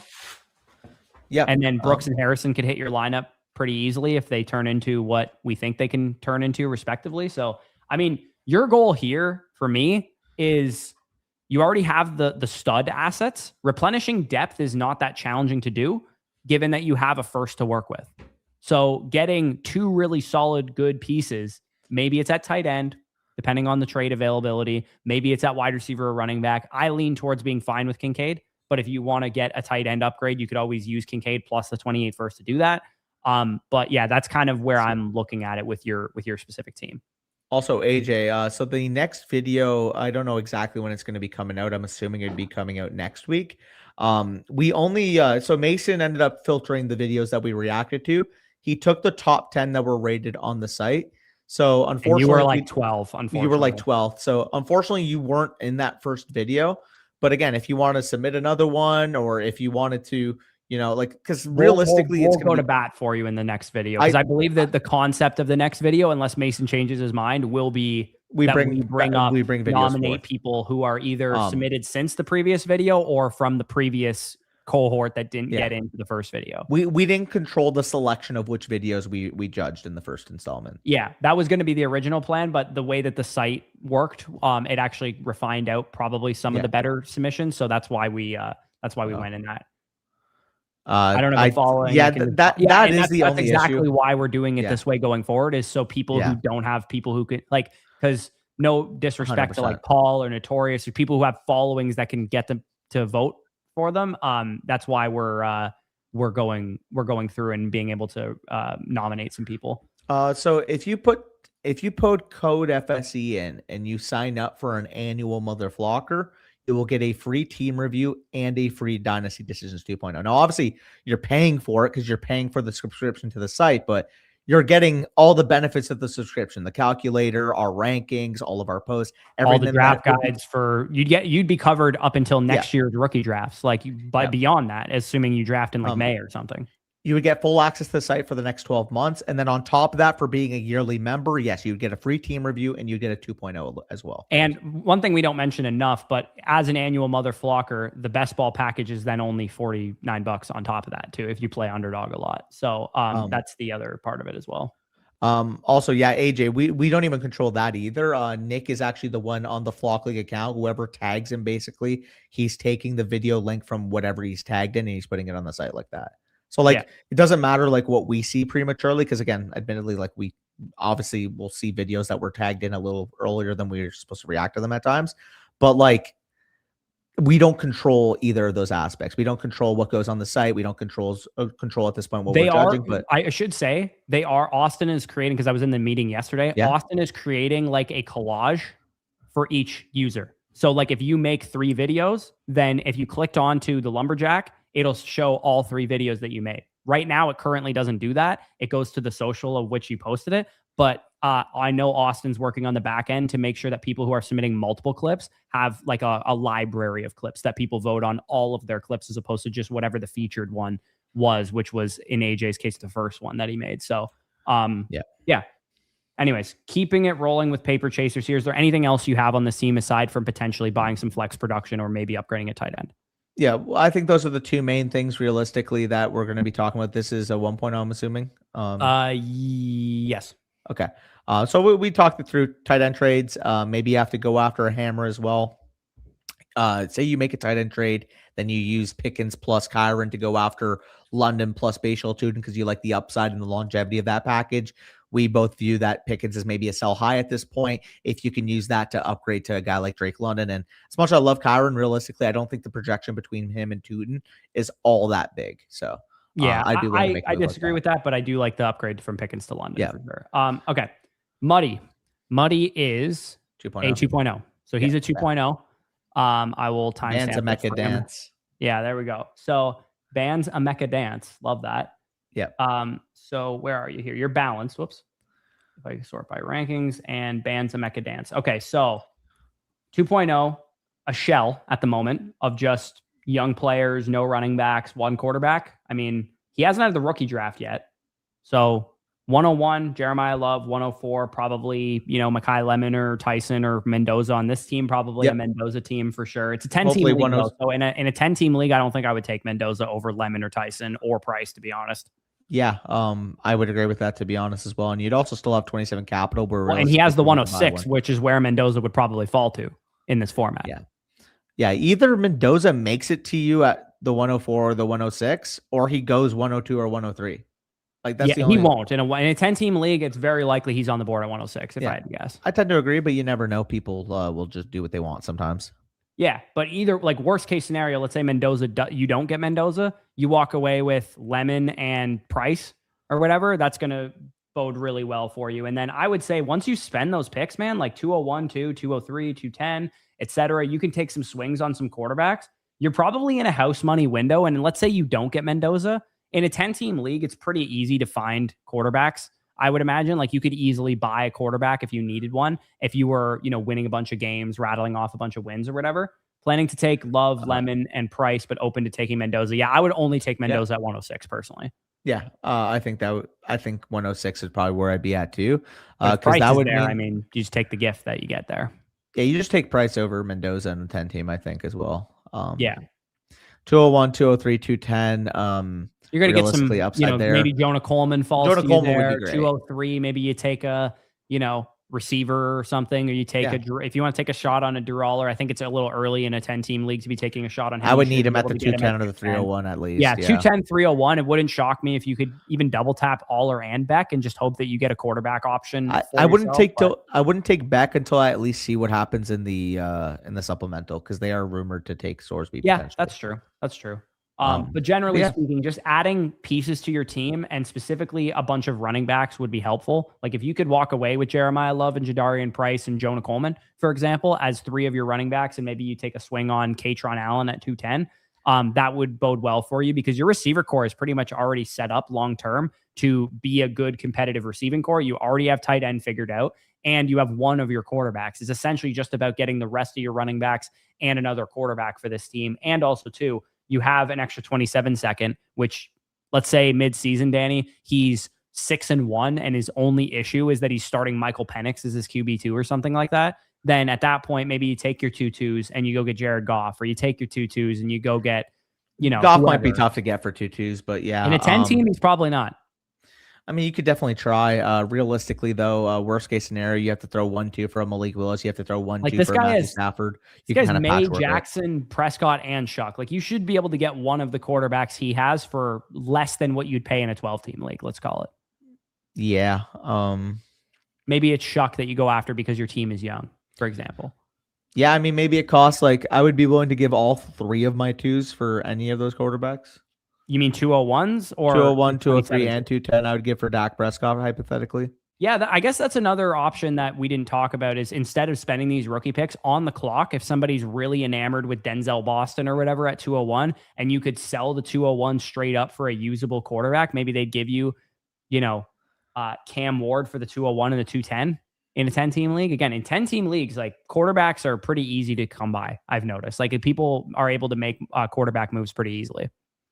Yeah, no doubt. But yeah, you should look to fix that hole. Obviously, get some competent running backs, which are coming in the rookie draft potentially with Jeremiah Love and with Jadarian Price.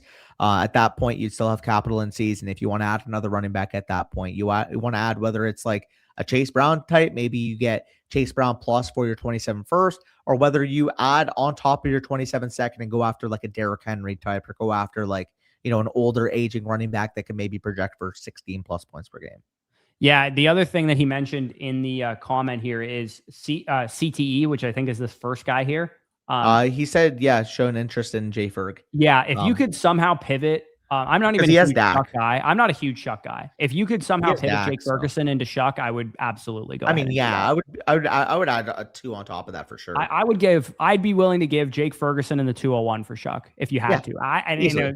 In a 10-team league, I don't even think you should have to do that. I think 203 would be fine. Yeah, I agree. Try it with the 203. Hell, try it with the 210. You got to remember 201, Danny, is 111. I agree, but also in this class, I think the 111 is basically a 203 asset anyways. Yeah, that's totally fair. If you even if you couldn't do that and you walked away with Jonah Coleman and Denzel Boston with 201 and 203, the other possibility is that he could get Ty Simpson at 201, Danny. He could. It's 111 and it's a 10-team league. It's very possible Ty Simpson falls to you. Question though, in a team that you're trying to compete with, realistically, what does Ty Simpson accomplish? I don't think he should be trying to compete with this team right away. I think he should be a house money team right away because he's going to have rookie running backs and young receivers. I would agree in house money, but basically in a 10-team league, like how much of an impact will Ty Simpson have versus his cost? Well, if you just draft him with the 201, I think that's worthwhile. Yeah, I mean, again, I would value him as the 109, 110 in a 12-team league. So I'm not going out of my way hoping he falls. No, but if he falls, I think that's a good solution to your quarterback too. Yeah, long term. I would rather get a guy that's maybe more productive, I guess. If you can get Shuck for something along those lines, then do it. But if you can't, then and you just have to take Simpson at 201, I think that makes sense. Then the good thing is you have a lot of flexibility given the draft capital you have. The other possibility we didn't talk about is you could take the 106. Hypothetically, let's say Jadarian Price is the best player on the board or Jordan Tyson's the best player on the board or something, and sell that asset straight up for a pretty good quarterback. I'd imagine you'd get in a 10-team league. You'd probably be relatively close to the 104 plus for Trevor Lawrence, maybe.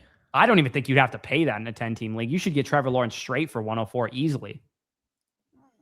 Trevor Lawrence is worth 103 in a 12-team, Danny. Oh, he's worth 102. Okay, let's say he's worth 102 in a 12-team. You should, in a 10-team, you should be able to get him for 104 straight. Yeah, maybe. Same with Herbert or, Mahomes, those types of quarterbacks, Hurts. Yeah, definitely try to. But overall, I mean, realistically, we know what the key is. You need a running back you need a quarterback too. You need about 3 or 4 relevant running backs, but luckily you're getting 2 of them potentially in this class. Let me ask you this really quick. 104 is on the board. Given his need for running back and not for wide receiver, would you take Price over either Lemon or Tyson? No, because I also think that his need for wide receiver, yeah, he's number 4 in the analyzer, is solid. I also don't think adding a wide receiver would be the worst thing with this team. Like No, if you neither had do I. another receiver I'd and be you're okay number doing it 1, over Tyson though. If Lemon yeah. goes 103, I'd be okay taking Price over Tyson personally. Yeah, let's take a look at who has Herbert. Maybe we mock a trade up here. I would So be he willing said to go. Wild West has Herbert. I mean, I don't think he's going to be willing to trade Herbert though, Might because be he doesn't tough. have anything else at quarterback. That's the thing. If you offer him 104 or maybe like a future second, see if he nibbles on it. If he does that because he's trying to tear it down, I think that makes Yeah. sense from his perspective. But That's maybe he doesn't. Yeah, unless because what if he's tearing it down, I don't think he'd want to do that. Because what if he's just like, oh wow, I love Fernando Mendoza and I'm willing to punt a year. Then at that point, it's like, oh, Mendoza plus a 2 for Herbert. Mendoza's usually Yeah. like, 4th, 5th round start at Yes, pick Genty unusual already. leagues. Maybe he just loves that situation with Clint Kubiak. I Never would, hurts. so I wouldn't push any chips in with this team personally. I think that you should stay the course. Depends on the And cost for Genty. I would be willing to go. I'd give 104 and 106 for Genty if I had to. I would, but generally, I think that the course of action I would take with this team is to be patient and hope I can hit on my picks. Let me ask you this question though. Say you take Jeremiah Love at the 101. You can get Ashton Genty for the 104 and the 106, and maybe you get a piece back. Let's go back to that team. Would he throw in a quarter? Like, would he throw in like a Bryce Young in that deal? If you can, And then maybe you got another piece back. Yeah, I mean, if that's available to you, I think it's okay. When I have Logan, a team like this, I generally don't like consolidating. So Logan, he's getting a 2.0, correct? Yep. So Logan, anything in regards to your league context, like league market, maybe past deals that have gone down, maybe certain trades that you've made in the past. Maybe they tell you they won't do that. But Yeah, from now until the time Danny sends you the 2.0, maybe they tell you, I'm not trading Herbert, I'm not trading Genty, I'm not X, Y, and Z. Any type of insight you have, or maybe you get deals done since this team review on stream and you want to notice, like leave any type of context that you can have. Is this guy more willing to win now with shitty teams? Is this guy more willing to get proactive? Is this guy, does he value the Raiders maybe because he's a Raiders fan? Like any type of bits and pieces of the teams. Also try to keep in mind the teams that we mentioned on this video, obviously in the 2.0. If there's certain deals that I think are undeniable from teams we haven't discussed, we can go in depth there. But realistically, majority of the info that's going to be pertinent is probably going to be in regards to the teams that have been discussed already on this. He says the league is pretty inactive until the season, which is makes me want to go the rookie route of just spending my picks for the most part, if that's the case. That tells me that nobody cares about the offseason. Everybody's trying to win, and I'm sure if you go and get off his team for a second and just minimize the entire team and just look through the league, juggernaut, strong contender, balanced. Pull up everyone's there's nobody's strong pipsqueak in the league, and I bet even this pipsqueak is McCaffrey. Like even the pipsqueak thinks he's competing. Like if that's going to be your league market, we're going to be shifting towards the house money. I completely agree with Bush. We are shifting towards the house money. Build a Thanos by year 2, year 3 of this thing. There's no need to rush this now that I'm seeing the full context of the league, and we'll account for that in the 2.0. Point out this house money 2027 starting window, and realistically making deals more so like trading back in the first if you need to, trading out of the 201. Like people in leagues like this, they might give you their 27 first for the 201. Like in leagues like this, where they're desperate for contending assets. So, I need Jonah Coleman. He's going to start for the Broncos. I'll give you my 27 first. Like people are dumb sometimes. I love this, Logan. Thoughts on moving Watson or Washington? Watson, Washington. I'd be willing to go Garrett Wilson. I don't think Garrett's going to be very good dynasty asset wise going forward, because I think he's going to lose value this year, and then he's going to be 26 and a half years old after that, and nobody's going to be excited about the Jets receiver or Jets player, period. Chris Rodriguez off my team. Maybe Tez Johnson, Spike Ferguson we mentioned already. Penix, if anybody's believing in Penix still. Yeah. The only I would say the only 5 guys I would be married to on this team, I would say, would be Caleb Williams, Tedroa / young wide receiver. Maybe you get Carnell Tate plus. Like I'd be willing to do a move like that. I'd be willing to tear down from McMillan for sure. But like realistically, if you had to hold McMillan, I'd totally be fine because he's a young receiver. Same thing with Emeka. I'd be willing to hold him. Same thing with Hunter, just because we're higher on the overall value on Hunter. Yeah.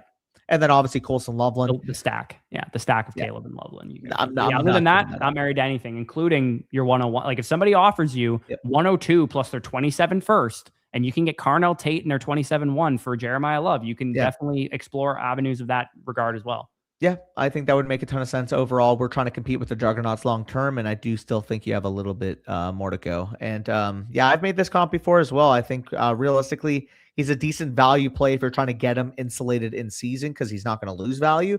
But also, if he has a spike week, maybe you acquire him in the offseason. He has a spike week, and then you could sell him for wide receiver 8 and dynasty type of price tags. I think that's kind of how I'd play it if I can't sell. I think Garrett 2.0 is a really good comp, and even me, the Bryce Young truther is really not in love with Ted's price right now. Yeah, fun fact: Cam Ward passed for more points or more yards per game than Bryce has in any year of his career so far. I mean, they both could be bad. Also, probably not wrong. Yeah, I'd be willing to downgrade from McBride to Loveland if you can get a plus on Loveland. Like, it's got to be a significant plus if you have a Thanos though, because I still do expect McBride to be better this year. Dude, they're 4 spots. If it's a significant plus, like then yeah. They're 4 spots separated in my redraft rankings, and I did make the change, and I have Loveland tight end 2 in Dynasty. Yeah, I mean, if you can get Loveland and a 1 for McBride, and then take that 1 and go upgrade a different position, then obviously do that. But in a Thanos where I'm just trying to win the championship, I will take the extra 1 to 2 points per game that McBride can give me if it's not a significant plus. Due diligence, obviously. But like I said, Corey, I have them separated 4 spots in redraft, and which is an island take though. Yeah, one's 27, one's 22, and you're like, again, for me personally, obviously it can differ. There's a four spot discrepancy in my redraft rankings. I did make the change in my dynasty rankings. I have Loveland as my tight end 2, and I have Loveland ranked. Let's take a look in Superflex. Which you're not at all off base to do that. I do think that there is a larger discrepancy in most people's redraft rankings between the two of them. Loveland's my 23rd overall asset in Dynasty. Yeah. Also, by the way, did you know this? In Flock and Right, I've been trying to sell Trey McBride for a while. Do you know how many points per game he averaged in that format? In Flock and Right, which is a 2.0 2x premium. Okay, so if he had 118 and a half in regular formats and regular PPR. So give or take, he had 112 receptions, 129. He had 129 receptions. So you're averaging 26 fantasy points per game. Yeah, I mean, you didn't let me guess because I was going to say probably about that 129 over the next 17 games. You're getting 129 additional points, which it's probably about 8.5 points. And then I got fucking AJ in my DMs offering me Jordan Tyson plus for him. I'm like, dog, this guy averaged 26 points per game last year. Why do you think in that league I drafted Bauer so early in the startup? Yeah, I went from I need to sell Trey McBride to why would I sell this guy? I'm a competitive team and he's literally a cheat code. I mean, like, in my opinion, if you can get Loveland at any plus, you're doing yourself a disservice. I'm not going to get that though. And AJ has Tyler Warren, by the way. And I told AJ, you could offer me James Cook and Tyler Warren, and I would probably say no. What? Guy would rather down tier his Loveland to my Laporta. How much would that cost? If it's fucking cheap, yeah, you do that every time. I don't give a fuck if I have McBride and Loveland. If you can get Laporta plus a small piece and upgrade to Loveland, good luck to your freaking league mates in any tight end premium. Well, this is why you have a Thanos. That's why you have a Thanos. Have fun. Okay, anyways. On the line. I skipped to RK's because he got a 2.0 and he paid for it. And these other ones were all the free vouchers we gave out, so we can rattle through those quicker. Sounds good. Let's go to RK's. We're in this league, obviously. As you can see, Danny's juggernaut at the top of it. So yeah, that's actually shout out. Wait, this is our nobody's sleeping on Loveland, Danny. Everybody knows Loveland's a beast. No, I know, but like I'm even like the next step, which again was always going to be expected. Okay, but for time purposes, obviously, you're in this league. You're a juggernaut. I'm in this league. It says balanced, but I'm tearing it down. I'm more strong rebuilder than anything. RK Rylan is in the same camp that you're in, that I was in, I guess. But he's trying to tear it down, I would assume. Yeah. What does he say at the top? He said, this league is my worst positioning by far. I'm balanced, but I'm forced to compete this year without my 27 picks. Have good players at the top, but suck on depth. Have started to attempt tear downs. Now, I'm pretty sure I have his first. So it's funny that this is the case. But this league isn't super active in the DMs at this point in the offseason. I mean, it's still an FSC league. People are pretty active. He's in a tricky spot because you have his one. So obviously, you're not going to you're not going to give him his one back. And he doesn't have enough ammo to compete with like me and Kaiser. So he's kind of like stuck in limbo a little bit, like he kind of points out. I'll give you your one back, but you got to give me St. Brown straight for it. Because I know you're trying to tank your pick. So if you want your first back, I will take St. Brown or a package involving Josh Allen. Start by contender. I'm curious what the contention rankings look like. He's fifth. I mean, he's not like in terrible shape. He's got no choice. He's not going to give you his fucking Namana for his one back. If he wants to, he can, but shut up, he says. Okay. So, I mean, obviously I'm preying on your downfall. I hope you get some injuries and I hope that pick's 104. But obviously I'm not rooting for you to compete with me. So like this is a weird spot. This is a weird spot.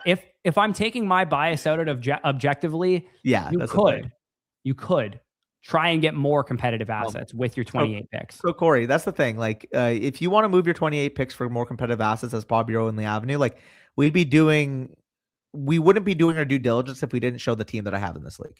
Yeah. Like for reference, like this is unbiased. This is what you're competing with. And look at the depth. And also Kaiser's team is very good too.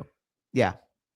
Like it's going to be challenging. Like straight up, I have the elite assets, but I also have like 6 or 7 running backs deep, 6 or 7 receivers deep, a backup tight end and third quarterback that I like. All of my picks in 28 and my 27 first still to play. He knows. Like it's tough. He knows. He says, I realize it would take a lot of luck to compete at the top.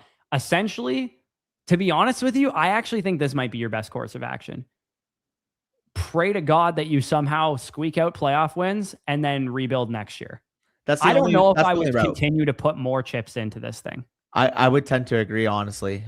Like at the very max, maybe you want to give up your 28, 2 and 3 because there's an opportunity. I wouldn't give up your first. So yeah, I wouldn't give you up your first, but like say for instance, it comes week 12, week 11. By the way, this isn't a move team I wouldn't be like proactive in buying pieces with.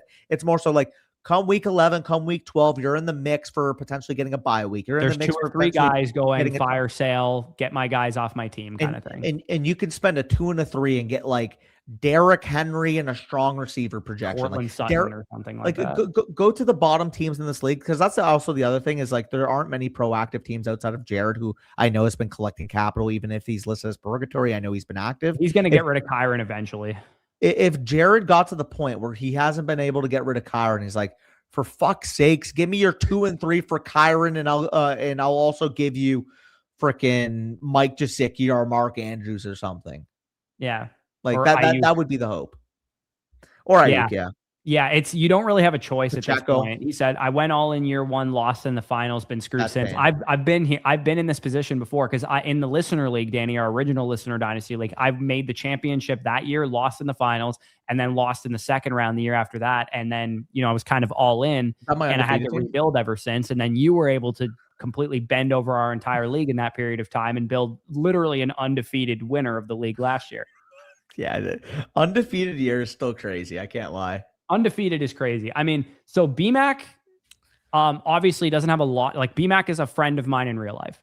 BMAC has never been in a dynasty league outside of this league. So he's generally a redraft player, but he's been asking me questions. What do I do with this team? It's so garbage, et cetera, et cetera. If you wanted to buy assets, I think BMAC is your best bet because ETN and Breece Hall are both guys that he's actively looking to get rid of. Like if you could sell your 28, 1, 2, and 3 for those 3 guys. Do you even get more pot committed knowing the contention at the top? Or do you make a small move to give yourself a punch? That's why I'm saying like selfishly, I actually think your best course of action is to try and get your 1 back from me. Yeah, which again is probably not going to happen if you're asked, because I know what you're going to ask. I'm going to ask him for St. Brown. Yeah. Which makes sense, but also my team's a 1-year punt.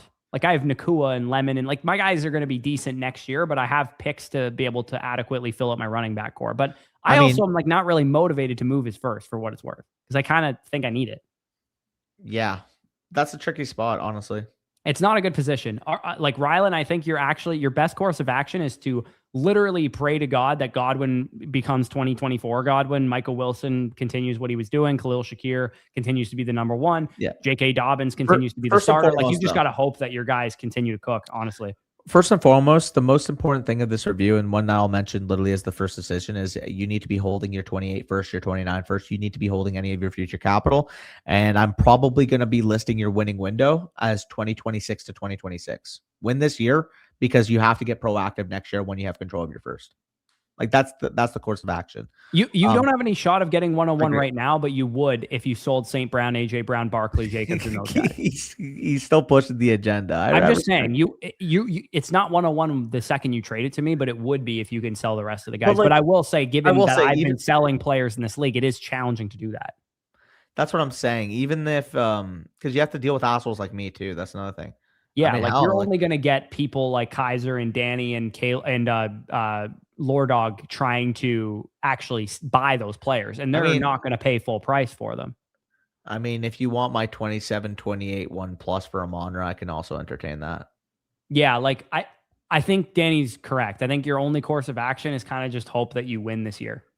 Yeah, like I straight up, if you wanted something along the lines of 27, 1, 28, 1 and a piece for Amonra, I think I'd be willing to do something like that. Yeah, and if I can give you some free advice as well, my real life friends, Arnold, who's my best man at my wedding, and BMac, who's also attending my wedding, are probably your best course of action to people who don't play a lot of Dynasty. Like if you can try and win a trade here and there.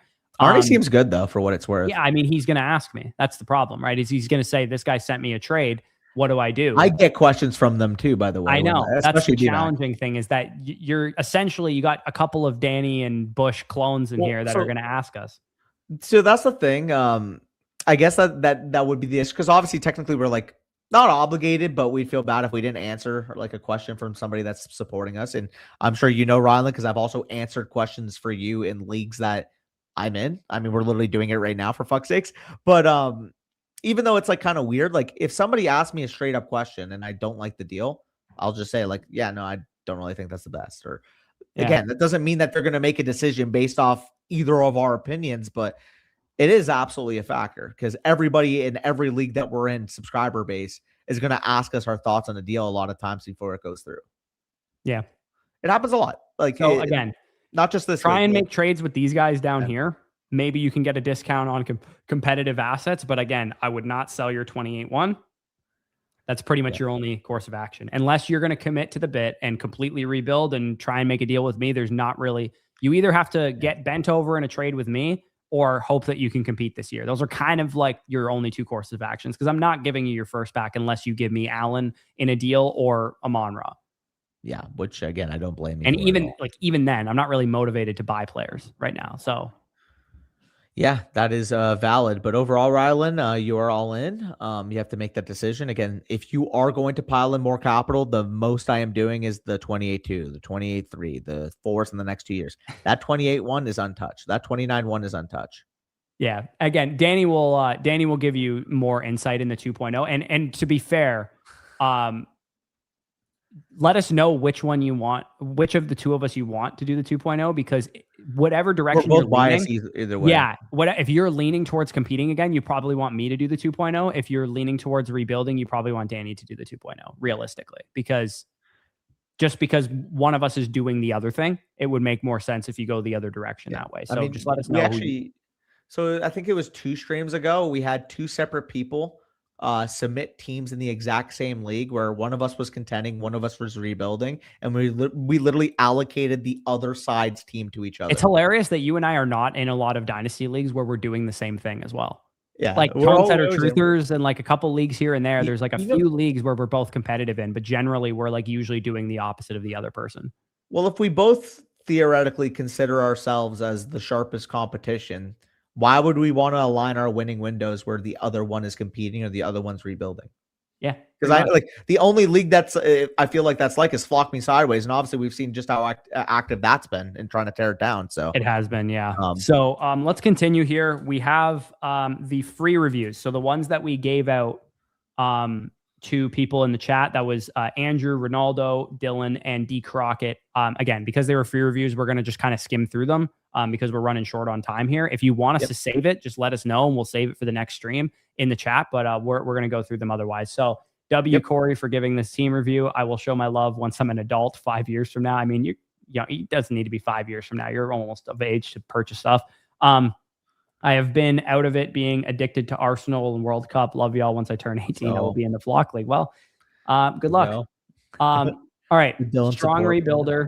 We already kind of broke this team down with the Stroud and Simpson trade that we talked about. Remember, he wanted to get a mid 1 and an early second for Stroud and Simpson. So let's assume he does that deal, because we did mention to do that. Again, maybe try and squeeze another 2 out of that person, because if they don't know what they're doing, they might give it to you.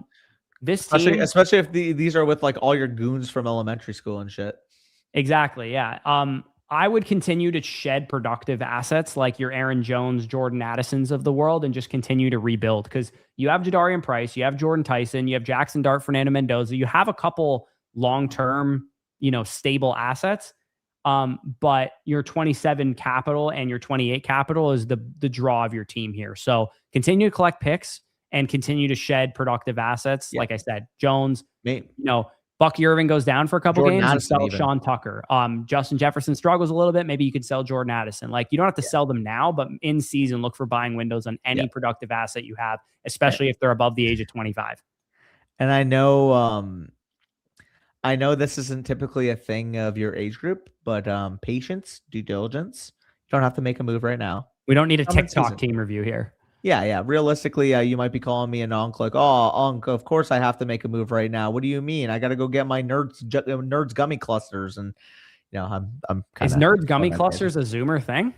I think so. I don't know. I mean, we just ate regular nerds in our day. So yeah. Well, like, that's what I mean. The regular nerds are not enough for this generation. Is it not enough stimulation? Not enough dopamine? Bro, they need like the Pop Rocks and the fucking Coca-Cola and like everything. You're naming shit that was our generation, Danny. They probably have crack Coca-Cola right now for that generation. I mean, I'll be honest. Anybody above like 12 or 13 now has a weed pen. So like, fuck.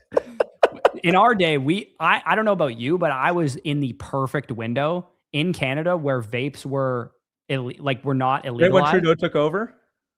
Pretty much, yeah. No, but regular vapes, like regular nicotine vapes, we were 16 buying them because it was so new that they didn't like version of the e-cigs. Oh my God, I remember those. Yeah, like I was in grade 11, grade 12 buying vapes and vape juice all the time. And it wasn't, once I turned 19, that's when it became illegal and I was of age to buy it. I'm not joking. So the original e-cigs that came out like in Hamilton were actually like pretty solid. Like they were like the full-fledged things. You would hit it. It was like, it looked like a cigarette, but it was an e-cig. And I was getting those in like grade 9. Bro, but that's what I'm saying. Like those were popular because like they were more like vapor based. And then come grade 11, that's when everybody started hopping on the Juuls and hopping on Juuls. Danny was Juuls. For me, Juuls, I was like in 3rd year of college when Juuls came out, or 2nd year of college when Juuls came out. I had already quit. I had already stopped smoking vapes when I was in 2019. I would have been in my 3rd year of college. Edibles. Sorry, I read actual tangent about vapes is crazy. But yeah, I mean, Dylan, there's not much else we can tell you aside from just shed the production of your team, whatever's left, and then just only build around your young players. I haven't owned a vape since January of the 2025 year. So yeah, I have. Yeah, and I haven't had any nicotine since 2019. Said the entire channel history that we've had. I also don't smoke cigarettes. The only thing I smoke is, I'm sure you guys can inference, is the natural plant, the ganj. But yeah, I don't smoke cigarettes. I've only smoking. I don't even think I've smoked double-digit cigarettes in my life. I have definitely including drunk cigarettes. I've definitely done that. Which again makes sense. Skip day in grade 12, I smoked like 2 packs in one day. Yeah, no, I've smoked in my like every now and then I've smoked like a drunk cigarette, or like I go out and like we'll have a good time and it'll be 2 a.m. and I'm like, I miss drunk cigarettes. I miss them. When you're actually addicted to nicotine, you can no longer have drunk cigarettes and it sucks.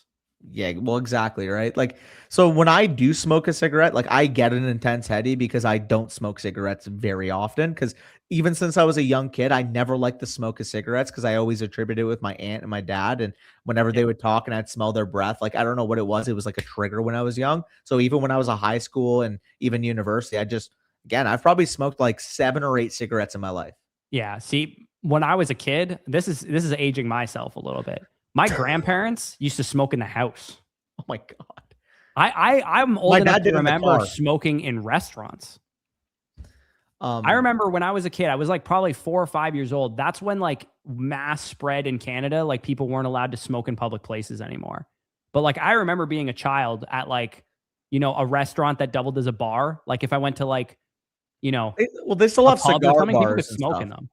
They have like cigar bars and stuff still, but like they have to be completely regulated, Oh and yeah. they have to be big time signs like you are allowed to smoke in this bar now. Like Yeah, we remember, me and Mike remember yeah. restaurant smoking, and I'm not Yeah. that old. Like Well, it's actually kind of crazy that it was like 2003 that you couldn't smoke it. Like it should have been like 1985 that it was outlawed. that's what the funny thing Yeah, is about this non-smoking channel. section. I remember that shit. Well, that's the funny thing about our channel is for those of you that have watched us literally since like 2020, 2021, like you've basically seen us grow up in that capacity because you were 22 and I was 20, and it's like 22 and 20 objectively, like now from our perspective, feel like we're fucking Children. so young, feel like Yeah. we're children. Like, Yeah. dude, I when was in college still when we started the channel. bro, so before our channel started, because our first official channel video was the mock draft we did 2020. It was me and Lucas, and the freaking camera was flipping depending on who talked. Yeah. But before our channel was started, the first video I hopped on, shout out Nick if he's in here, but it was on Notorious, Nick's channel, and we were talking about the free agency predictions. And I'm not even joking you. I had just finished working a chest day, and then I went to the climbing wall at the Guelph gym for like an hour and a half. I got back, showered, and literally hopped right in front of the camera in front of my Mac before I had a mic. Obviously, I'm using the Mac camera. So you just see me looking wet as hell out of the shower with my purple bandana on and a muscle shirt. No, but I did use overhead projectors for like a long time. That was like old school shit. But I'm 26 and 28 now. Yeah, I'll be 28 in September. I'm actually still 27, but yeah, I'll be 28 in September. See, I always just assume you're so old that whenever I turn that age, I just assume you're 2 years older than the age. But technically speaking, you're only you're only a year and a half younger than me. Yeah. So it's same with like Maria is born in 99, so she was born in January, so we're actually only like 4 months apart or 5 months apart, even though we're born in different years. It's still gonna be fun calling you Unc though. Yeah, we were. I remember that shit too. I remember that. There's someone. I was like a 60-year-old person in the chat right now going like, "What the fuck are these like young ass people talking about cursive in high school?" It's like we didn't even have technology when I was in high school or whatever. Bro, I still write my signature just in cursive. You've seen my signature. I still write my name in cursive as my signature. Yeah, so is mine. Everyone does that, I think. But like I feel like some people will have like abbreviations. Yeah. Yeah, like abbreviations. Like I know my dad that just looked like a freaking scribble because I mean he was a fucking real estate agent. He got practice. Yeah, so he was just, and it would just look like a bunch of squiggly lines as his name, and I'm like, okay, no, Scribbles is right. I literally like I listen to 60s music. I fucking like I'm just an old soul. Like even though I'm only 28. This is facts, by the way. The only letters I know how to write in cursive are the ones that I've used to spell my name. Yeah. A scribble, eh? He says that's funny. Okay, let's keep it rolling. D Crockett. We might have to do this off stream here for you, buddy.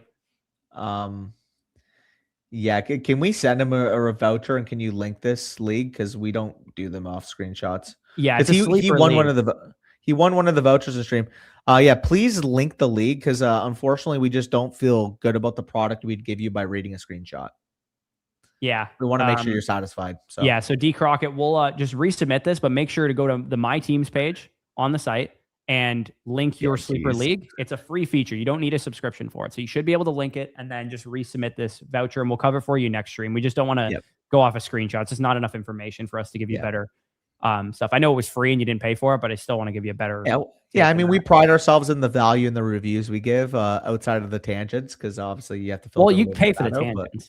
Yeah, I mean, it comes part of the value deal. You know? One of these days, I want someone to submit a team. Like, don't even talk about it. Just do a tangent. Anyways, got that. I mean, whenever Arthur submits, that's basically what it turns into. Pretty much, yeah. Got that dog in him. So we got Ronaldo's team here, 12 team, 2 quarterbacks, start 9, 1.5 tight end premium. So a little bit weak on the tight end position, a little bit weak at quarterback too. However, he hasn't had the rookie draft yet. 101, 104, 105, 106. So he's going to be adding Mendoza as a second quarterback with one of those picks. He's going to be adding Jeremiah Love to this running back core. And he's probably going to add, like, let's say Jadarian Price and Jordan Tyson with 2 of these other picks, or maybe Mekhi Lemon and Jadarian Price or something like that. I mean, this team's going to be in really good shape. I guess because he's not that great off at tight end, would you consider trading down and taking Sadiq? Not from the 101, but like maybe no, from like his 106 or something. If somebody wanted to come up for like Price or Tyson or somebody like that. Before we do that, let's search by tight end, see the number 1, number 2, number 3, and see if either of them have any of the top 2 options or something. I mean, Bowers, this guy's got Bowers. Who's this guy have? He's got McBride, nothing Bride, else. Close from Loveland. Loveland. I mean, Maybe he'd would you be try okay this guy? rolling with Kelsey if you wanted to offer this guy a high rookie pick of yours, like 104 plus, to see how close you could get to Loveland. Yeah. Because he So has Kelsey, maybe he'd consider, maybe he'd throw in Strange too, just give him another tight end back, give him 104 plus Strange plus a 2 or something, and see how close that gets you to Loveland. yeah, definitely try that avenue. See if he's willing to go that route. This guy's Warren and Kittle. Maybe you could do Yeah. the same thing for Warren, just trade like 104, 105 106. straight for Warren. Yeah, something like that. This guy's Kraft and Kincaid. I mean, given Kraft's injury, maybe you could buy low on him with the 106. Yeah, I would be willing to do that. Realistically, though, targeting those type of teams, I think Laporta unlikely. Maybe you could go after Laporta as well. Yeah, maybe you have to go cheaper, but I would rather spend up at tight end if I needed to. You're in the winning position you are for a reason. Yeah, you're a house money team, but at the same time, you have a lot of contending equity despite having all those picks. Just kind of get creative, kind of play with it. Make that big offer for one of those big time guys. Try to buy low on Kraft, like Scribble says as well. Kind of just tear down. Go after Loveland. If you don't get a response on Loveland, maybe he doesn't want to go down a tier. Go to Warren, go to Fannin, go to Kraft, go to Laporta, etc. Yeah. The other thing here too is like it says you're seventh in contending ability. However, once you have that love on this team and shit, you're immediately going to be a top 5 team in contention value, right? Like the second Jeremiah Love alone is on this team, you're going to be fine. Fuck Anonymous, how'd you manage to get your ass kicked for 5 hours? Like that's worse than Ilya. Yeah, that's tough. He's about to get a fat extension. He is. I agree. I think Kraft is about to get paid. But yeah, this team's in really good shape, man. All you really need to do is continue to add your rookie picks. You have a couple extra thirds banked up. You're going to be adding a couple pieces in the mid rounds this year. Like this is, house money team. Like you said, should I try and convert some of my picks into 27 first? If you can get a guaranteed early to mid first next year for like 105 or 106, then by all means go ahead and do that. But I wouldn't be like just selling a 104 willy-nilly for a first, because Mekhi Lemon is still worth a lot. And that's presumably who you're going to take with that pick, maybe Fernando Mendoza. So if you can get a guaranteed early first for the 106, then go ahead and do that, or the 105 or whatever. But I wouldn't just re-roll into a 27 first for shits and gigs, because you're going to get the best players from this class given where your picks are situated. Yeah, I tend to agree. But overall, you're in a good position. Is this a 2.0?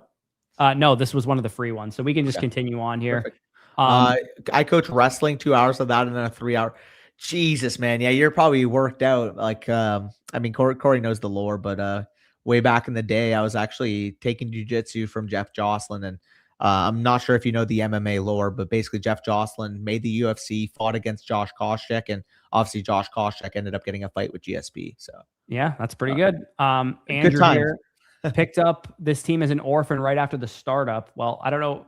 Okay, year 3 of this league. Maybe you picked it up, like you said, right after the startup. So you have turned this team into what it is 2 years later.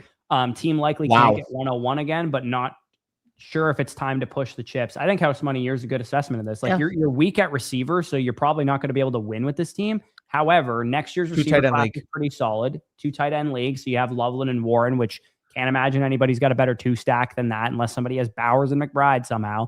I would say, you're in pretty good shape in this league. So you're going to be able to spend your 27 capital presumably on wide receivers. And because you don't really need a tight end, and tight ends, let's say Jamari Johnson or a couple tight ends in next year's class get pushed up the board because of the format, you might get better value at wide receiver and running back as a result of that. There is one move actually that I would make, or at least try to navigate. Maybe it doesn't happen now. Maybe it happens week 4, week 5. If you can down tier Mahomes into like a Lawrence or a Herbert plus. Yeah, he fits your winning window better. Yeah. Those guys will fit your winning window better for sure. If you maybe Jaden Daniels is dealing with another injury and you can buy low on him or something like that. Or I'd also go that direction too. Yeah, Mahomes plus, maybe you can get up to Jaden Daniels, or maybe Drake May starts the season slow and there's a buying window at that point. Yeah.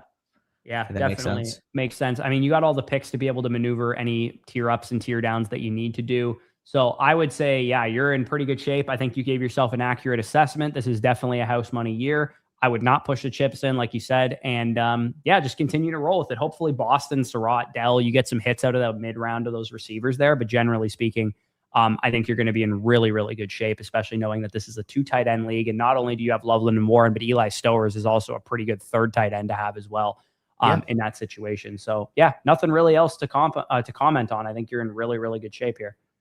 Yep. I do agree as well. Okay, Great Michael had a idea. trade question for us here. Malik Neighbors, Jamison Williams, Jalen McMillan, and Aronde Gadsden for Colston Loveland, Travis Hunter, and an early to mid second. Now, for me, seems like a lot. No, it seems like a lot to pay for Loveland Hunter in a second. I love Loveland, but also he's not the best player in this deal as well. As much as I love him. Yeah, I would say like to me, JMO and Gadsden about equals Hunter in the second for me. JMO and Gadsden, give or take. JMO, Gadsden, Hunter. Yeah, sure. Like I'd prefer JMO to Hunter, and the early to mid second is about Gadsden's price. So whatever is made up for there, it's probably about that. He said full point tight end premium. Okay, so that adds more context. So I have Loveland. I mean, it's accounted for in the calculator for what it's worth. It says tight end premium too. But it also has him as the 38th overall asset. But the algorithm of the calculator, when you have the scoring format in there, will up tier based on a tight end being in the deal. Let me just quickly plug it in by my rankings too. I'm curious. If you go to custom mode and add in 2x tight end premium, it should give you a similar result. Obviously, it's gonna be different because you have Loveland ranked higher than I do. But that's what I'm trying to see. He said he's a juggernaut as well. I mean, I think it's just too much. I agree with Scribbles. I think given the scoring format, I think that Neighbors and Loveland are actually about worth similar value. Is it for sure an early to mid second, or is it your own? Can you counter with your own two? It's his pick by the looks of it. I don't think that's gonna be an early to mid too. It's also gonna be a mid. So I'm gonna sub it in. Sorry, it's this guy. It's Mr. Meaty's pick, which is about a mid team in the league. That's an early to mid second. Yeah, it's the second he's getting back is definitely an early to mid second. Okay. Malik. Here, again, in this format, what I think Loveland is probably a 2-3 turn startup pick in this format, maybe a mid second. Dude, in this format, Loveland's a top 18, top 16 pick in a full point premium. In your rankings, maybe. Yeah. I think he's probably a late second in mine. Yeah. So he's like a top 24 asset for me. I would still take Neighbors ahead of him, though, for what it's worth. Even in this format. Absolutely. McBride and Bowers are both like first rounders or like late first. Like Bowers probably mid first rounder. I would have Loveland above late one. I would have Loveland above McBride, so that makes sense. That's why I said in your rankings, that's why he's probably a top 16 asset or whatever. Yeah, for me, this comes off as slightly loose, and that's with Loveland ranked 23 overall. Keep in mind, I would have him 16, 15, probably in a full point. Yeah, well, and that's why Flock says here, are we talking about a half round apart? That's about what it would be for me. I'd probably have Neighbors like, 202, 203, and then Loveland like 211 or something like that.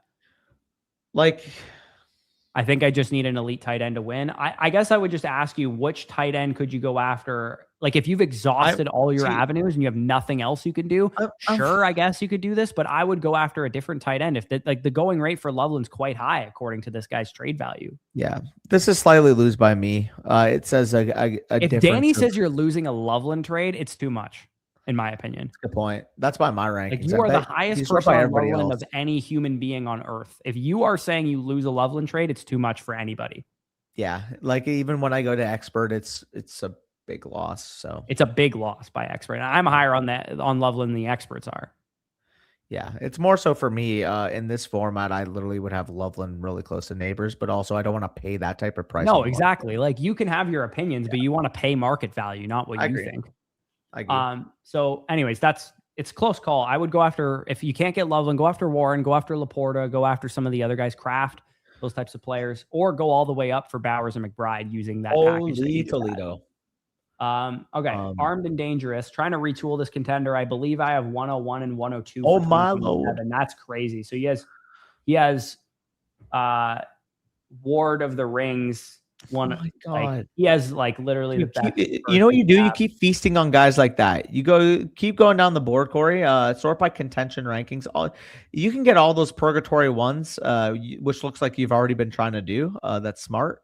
So he has Jimmy and Ward, and we got. So we got 6th. Jimmy and those guys are the 2 bottom teams, and he has Alex M, which what about assets? Alex M is the top team in the league. So who's assets? Go to assets team. Does he have his one at the bottom?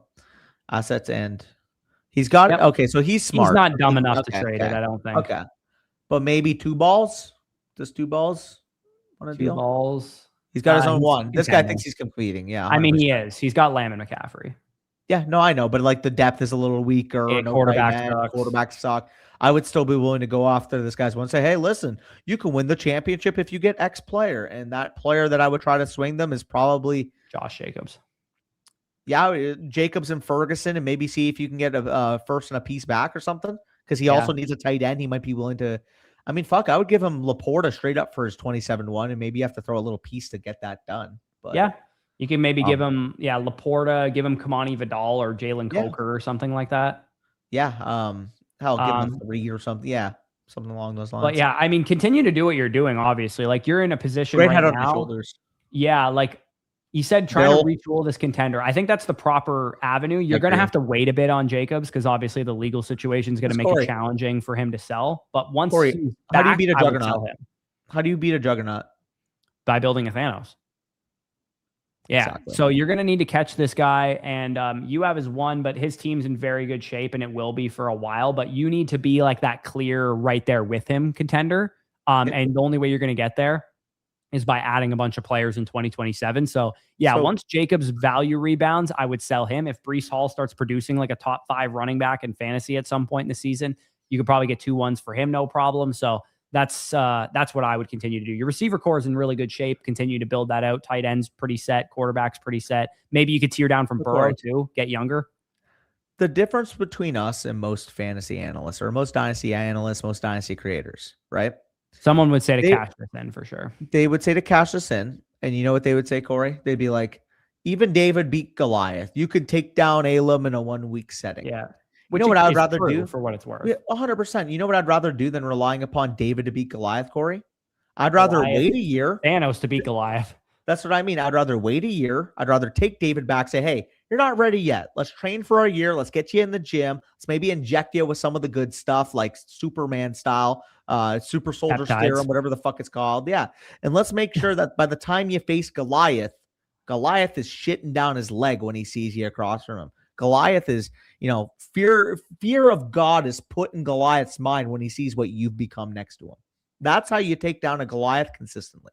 Yeah, sure, you can get lucky 1-week setting. I mean, we all have fucking stories where we've entered a playoff. I'm sure I've won a championship with like a balanced or purgatory type dynasty team. And vice versa. You also have the experiences where you're the 13-1 stacked team and lost in the fucking semifinal. The first year. Because somebody's stack got hot. No, shout out Doc, by the way. The CD Lamb Dak stack. Lamb and Dak and Jerick McKinnon took me down. But that can happen. But what can sustainably happen? If you were to play that scenario 100 times out, what's more likely in the long term? With a Thanos, you're probably contending for 3 to 4 seasons in addition, instead of just being competitive for 1 season. Like, you might only be competitive for 1 season. It's possible. But again, that being said, you have an awesome team. Your league market too. Always evaluate your league market, right? Yeah. Yeah, and when we're saying this, you have a great team. You're number 2 in the analyzer. But when you're chasing a juggernaut, you're chasing perfection. And when I'm seeing all these fucking purgatory teams that will probably give you their early to mid ones for some fugazi because they think they're all contending. No one thinks they're rebuilding in this league, right? Nobody does. So when you're the only strong rebuilder, I lick my fucking lips when I see this shit. Exactly. When I see shit like if there was all 4 of these teams had strong rebuilder, I would absolutely recommend that you trade your picks in and get. Like, because if they were strong rebuilders, they would be heavily motivated to trade for their own first, right? So that's when you can get a really good value and be like, yeah, give me your Rashee Rice and your freaking Quinshon Judkins for your first, and I'll give it back to you, kind of thing. So I'm only doing this because obviously this is the last team, and I feel like unless you have any other thoughts, we're done. You can answer that question if you want. Yeah, I mean, we've shown this before. We did this as well in both of our videos on how we spent our rookie picks. But the longest standing listener dynasty league is the one we referenced earlier, where your boy is coming off a perfect season. So Danny didn't lose this year because no offense to anybody who generated this team for Danny, but I dislike you because if you show where I am, Danny, on the analyzer, I am actually in decent shape with a strong contender and picks and cap. It was actually in better shape before I sold some of the contending assets, like as far as contending value is concerned. But I'm forced to just like continue to punt until I can get remotely close to your team. Well, that's the thing. It's like realistically, again, I love everyone, but like Flett's got a juggernaut too, and I have 1,800 more points. Like, yeah, obviously Flett's gonna try and Flet, win. His there's no team's way really you're good. going on Yeah, Flet's team and going, I can't compete with Danny. Like, 100%. obviously anything can happen in his situation. He throws in another first there in the mix, and he's closing the gap. I'm not saying that, but more so like if you're in like your position and you're in like AJ's position, you're in like a situation realistically where it is a big discrepancy in contending value. Like, or for example, like Brock here. Brock says his team's the eternal tank and he's still like in the mixed middle. Some leagues, the guy in 8th might be like, I'm a move or 2 away from competing. It's all about relative to what the best team or best teams are in your league. And like, again, I'm not even gonna say I hate it. I love giving myself gas. Everybody does. If you say, "Oh, I hate to gas myself," you're fucking lying to yourself. Everybody likes hearing good stuff about themselves, even if it's by yourself. Yeah. Let's hear your hottest take in 2026. End the stream on a heater. Chiefs have a top 10 pick. Real life or NFL? Real life. Would predicting the Super Bowl count that, or like something? Yeah, maybe a team above expectation. Okay, I'll say this: the Jaguars win the AFC. Okay, I got another hot take too because a running back hasn't won MVP since 2012. Jahmyr Gibbs wins the MVP. Ooh, spicy. Yeah, I was actually going through some of my seasonal predictions, and like outside of, I think the Seahawks and the Rams are clearly the best 2 NFC teams, and I don't think it's close. Like, I think after that's like a tier of like a bunch of teams that I think could finish 3rd, but those 2 teams feel so locked in for 13 plus wins. And then the AFC is the fucking wild, wild west. Do you predict the Patriots to be back there knowing that they have bigger? Wow. Panthers the 2 seed in the NFC, I'm assuming he means? That's crazy. I don't even know if I'd have them the 2 seed in the division. So that's out there. I think they're the second best team in the division. Well, because you know who I have at 1. Yeah, New Orleans. The Aints. Can't wait till they have bags on their head in week 13. Throwing up Tyler Shuck has fucking 14 picks and 3 touchdowns. We'll do both. Yeah. Real life, NFL, fantasy. Whatever the fuck you want to say. You want to hear another real life hot take? Arch Manning takes step in his grandfather and he's the Saints' first overall pick quarterback, which would piss me off, but it means the Saints were that bad. Hey, I'm the Bucs fan. I think the Saints are going to be bad. No, I'm joking. They're not going to be that bad. I do think they're going to pick between like 10 and 15, though. I don't think they're going to be that good. Well, it's just like somebody was calling me a hater because I'm like, yeah, I think the Eagles' offense is going to be as good as everybody thinks this year. It's like, oh, you're a hater. It's like, okay, their offensive line looked a lot worse last year, but I'm a hater. If I had to put money down, there would be a reunition happening, and it would be Manning to Harrison again. That would be the thing that happens. Where it's like, oh my God, it's written in the stars. No, it's Arch Manning's a Cardinal, and that's why. If you want my honest opinion, it's very low hanging fruit, but I don't think Arch would deny the Browns. I don't know. I do. Yes, he would. So? Are you kidding me? Browns or Jets get the first pick. He's not going to them. No way. Cardinals too. I think there's a chance he would deny that as well. You're taking out like all the. Do you think you deny the Jets knowing that they just invested back in their offense? It depends what the team looks like every Sunday, right? Like, because you can have the first overall pick like the Bears did, for example, when they got Caleb Williams. I don't think anybody was looking at the Bears. I guess Caleb apparently was, but I don't think anybody was like, this is a dumpster fire franchise. You know what I mean? Like that season, they were still okay. To be fair, Corey, nobody was looking at the Bears like that because the Bears didn't get Caleb from their own pick. That's true. Yeah, they had the 9th pick. That's fair. Yeah. So it's like, I guess that was Carolina's pick. I totally forgot that was Carolina's pick. Holy shit. It's still insane, by the way. The trade up, they traded down from Bryce Young because they're like, Justin they gave Fields up Darnell Wright, who's like a top 5 young tackle in the league, and Caleb Williams the next season, which is pretty crazy. And DJ Moore, obviously, too. Yeah, that's not. And a second, I think they gave up as well in 2027 or 2026, right? Was it 26 second that they gave up or 25 second? 25 second. I think it was 25 second. Who did they spend that second on? That wasn't Luther Burden, was it? Was that not Luther? Was that Luther Burden? It might have Did they give up DJ Moore, Luther Burden, Darnell Wright, and fucking Caleb Williams for Bryce Young? Caleb Williams, Bryce Young. It was Burden, I think, dude. I think it was Burden. I think it was, bro. I think it was. Let me see. So it was DJ Moore, Darnell Wright, Tyreek Stevenson, Caleb Williams, Torrey Taylor, and Luther Burden for Bryce Young. Oh my God, dude. That might be one of the worst trades I've ever heard. Oh my God. The Bears set their franchise up for years with that trade. Holy shit. They got a franchise tackle, a star, let's call him a star receiver. It could be even better than that, a star receiver in Luther Burden. They offloaded DJ Moore's contract and got their franchise quarterback. Bro, like this is a Hall of Fame graphic. It has to be. Like, you can't tell me there's many better graphics out there like this one. Well, so I guess my original point, by the way, is still valid because the Bears had the pick that was Bryce Young. Yeah. And they traded down. That was my point. The year that they had the first pick, I wasn't thinking, like, I was like, oh, they're not that bad for a first overall pick team. And then they traded down and then got. And then they traded down and set their franchise up for years. But anyways, appreciate you guys. They turned into potential future dynasty. Got the best coach on the market. They're a Thanos now. They are Thanos. But anyways, appreciate you guys for tuning in. We're going to head out of here short of the 3-hour timeline. Tomorrow, be on the lookout for the video that I talked about, fixing dynasty teams, trade strategy, and so on. And yeah, we'll see you guys Monday. I'm got my bachelor party this weekend, so I'm going to drink my body weight in alcohol this weekend. But yeah, should be fun. Shouldn't be hard because I don't weigh that much, but appreciate you guys. Take it easy. It'd be a little harder if I said that. Yeah, a lot harder.